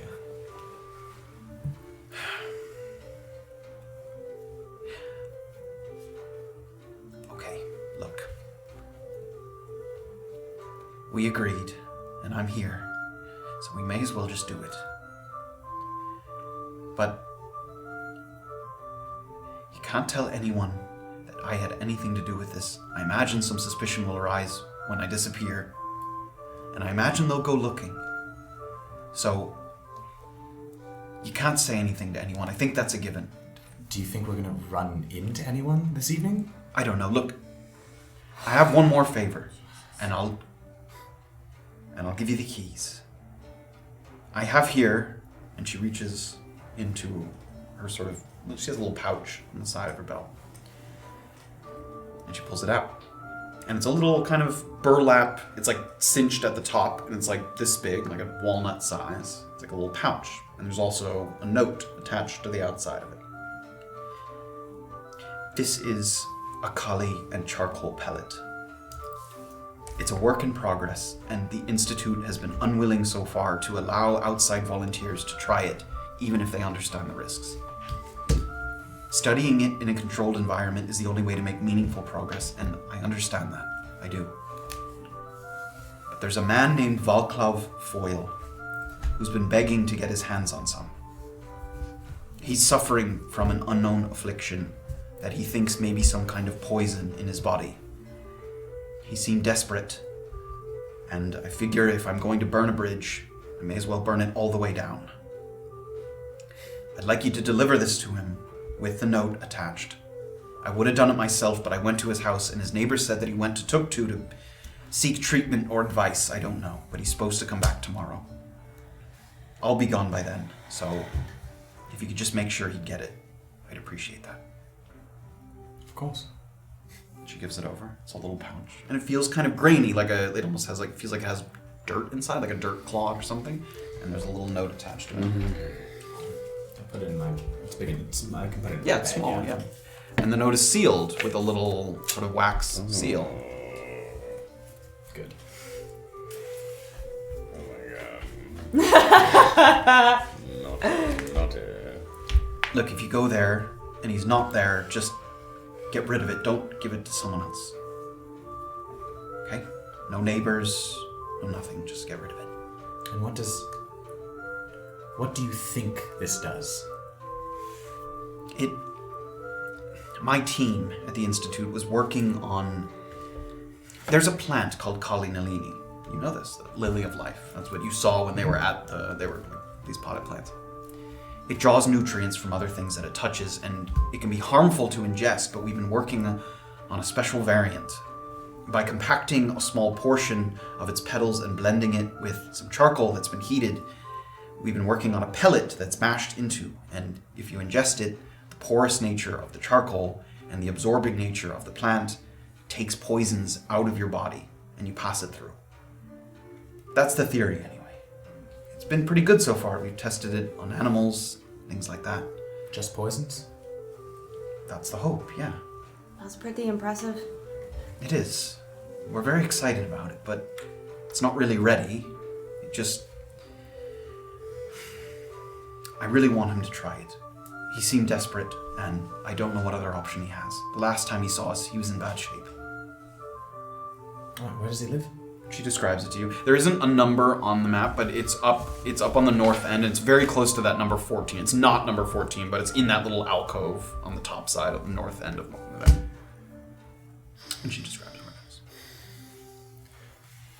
So the keys you're going to give us will lead up a back stairwell directly to Marvin's office? Yes. 2 doors, correct? 2 keys, 2 doors. There's 2 keys, 2 doors. Which key is for which door? It's fairly obvious. The lock on the outside gate, the metal gate, it's much larger. You couldn't possibly use the wrong one. Okay. And there's a wooden door with a smaller keyhole. Does Grimari still keep an office there? He does. Where is it? It's not directly off of Marvin's lab, but it's close. When you enter the lab from this back entrance, there will be a door on the opposite side of the room, and that leads to a short hallway. And the first door on the left is Grimari's office. There's 2 things about it, though. It may be locked, I'm not sure, and I don't have the key for it. And even if it isn't, my understanding is that it's been used for mostly storage nowadays. Obviously, Grimari hasn't been here for some time, so it's a small room and it sits above a furnace on the first floor. It gets very warm, so people keep plants or things that need to be kept warm in his office. It might be crowded with a lot of things. So. If it is locked, Plants, you say? where would the key be? Downstairs.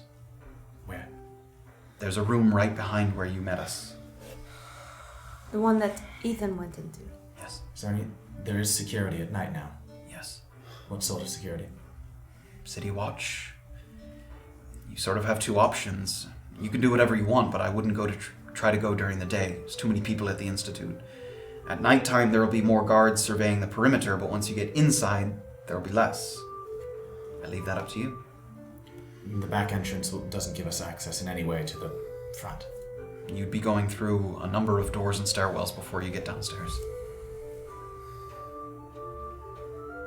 Alright. Once we're inside, though, at night, no one? Can't guarantee that. Some people stay late for research.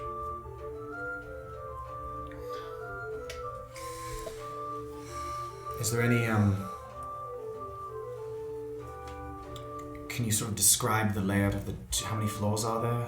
It's just 2 floors of the Institute. The staircase will go up to the 2nd floor where Marvin's lab is. Do you know how many rooms there are specifically? Can you give us a layout? I'd rather not get... On the second floor, there's a few large laboratories. Marvin's is the biggest, but there's at least 4 or 5 others. And Marvin stays in his laboratory? He's got a living quarters off of it, as far as I know. Or, if not a living quarters, at least a cot. All right.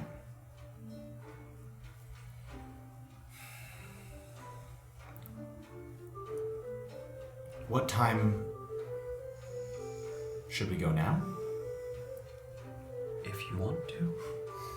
It closes at 9 though, yes? That's when most of the people leave. The later the better? I suppose any time after 10 o'clock or so, you're as likely to run into any more. The city watch comes at 9:30, so at that point, most people are probably out of the Institute, and you've got a few extra guards wandering around the outside. So it's either a choice of more people outside to catch us or more people inside to catch us. Is there anyone guarding the back entrance? They walk around the perimeter, yeah. Alright. You're gonna have to get by somebody. I'll leave that up to you, who you want that to be.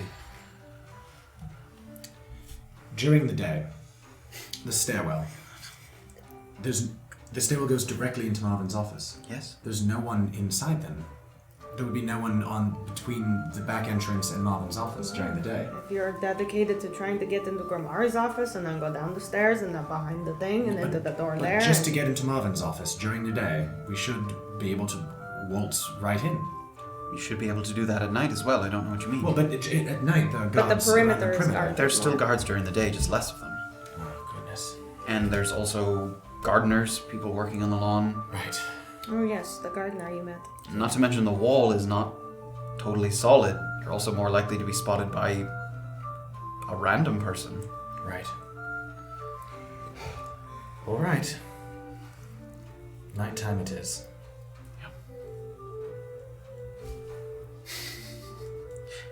I wasn't sure if you'd come, and I wasn't sure if you'd try to rob me, no offense.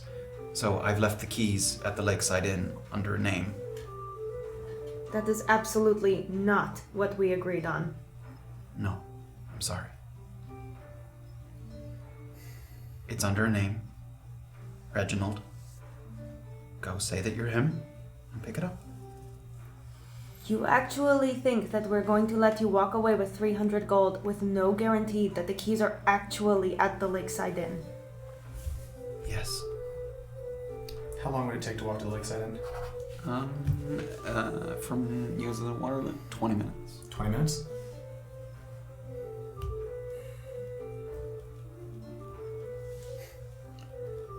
What time is it right now? So you met her at 9, and you guys probably been chatting for half an hour, maybe a little less than 9:30ish. Would you like to wait and babysit her while I run to the Lakeside Inn to make sure that the keys are there? It's exactly what I'd like.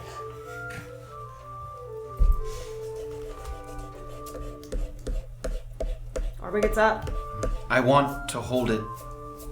I'll sit here with Erland, but I want it in my hands.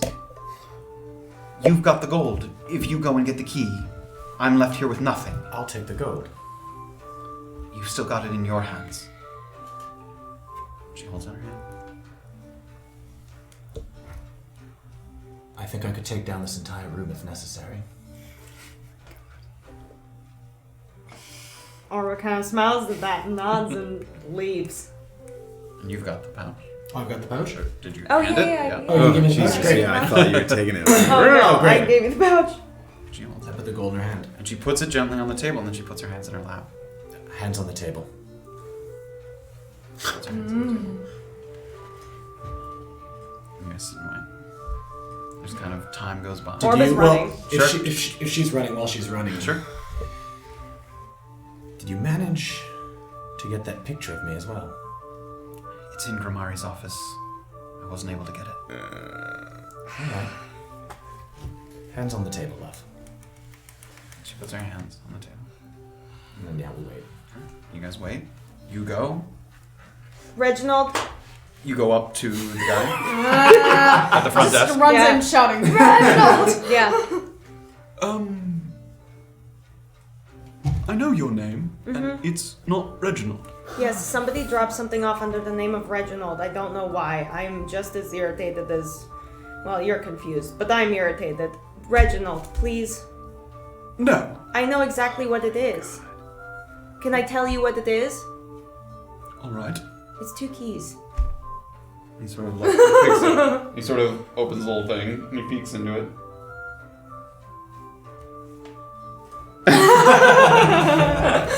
Orba takes them and then she tosses them silver because she knows she was curt. And he wasn't expecting that. He goes, Apologies. I'll be in a better mood later. Good night. and Orba back across him. I Shows enter. up. Yeah, and you guys see her enter. And as she enters, she literally like moves her hands and clasps the pouch of money. Yeah, Orba's not gonna go up to her. She's just gonna like stand at the door and nod. And you see Orba at the door. She nods to you. She said she was going to Tuktu, right? No, she said Tuktu first. First, yeah. Safe travels to Tuktu. Good luck. I've heard there's been attacks. I hope you find what you're looking for, Scholar's Bane. Erland's gonna kind of smile at that and turn back to Orba. You guys go? It looks like she's sitting and waiting for you guys to go, so you're not all exiting at the same time. Orba hands him the keys. What time is it now after all that running?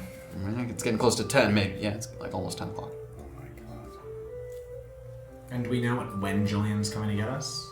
We don't know like when Jillian's Like, we don't know how many do we know if She we said a have couple tomorrow night days. available? You don't know that for sure. She said a couple days. I think that's all she said was a couple days. Do we go to the graveyard or do we go straight to the Natural Studies Institute? How long do you think you'll need to chat with this Marvin? Depends on how alive he is. And with that in the air, that's where we're going to Oh my god! Depends on how alive he is. Sorry, we went over there. I was making sure we hit a couple of points. Yeah. Great episode, guys. A lot of good stuff to think about. Thank you guys so much for joining us. Yes, thank you everybody to bidded, Northwatch bidded, Conrad gifted another sub because he's dope. Somebody else bidded and I lost it because my phone refreshed. I'm so sorry, but thank you to everybody. We'll take a look and we'll thank you guys. Yeah. Thank you guys. Yeah, seriously, we really appreciate it. Thank you so much for Marcus joining us for the rated story. us, and somebody else rated us out. It's okay. We'll say thank you if you want to. We'll say thank you at the beginning. Gasumba rated us. Gasumba, thank you. Oh, yes. Thank you, Lord Thank Gasumba. you. Thank you guys so much for joining us. We have such a good time. The story continues. We'll pick up next time with a few sort of big things on the horizon, and we'll see where everybody ends up. Oh my god. Have a good night, guys. Good night. Bye. Bye.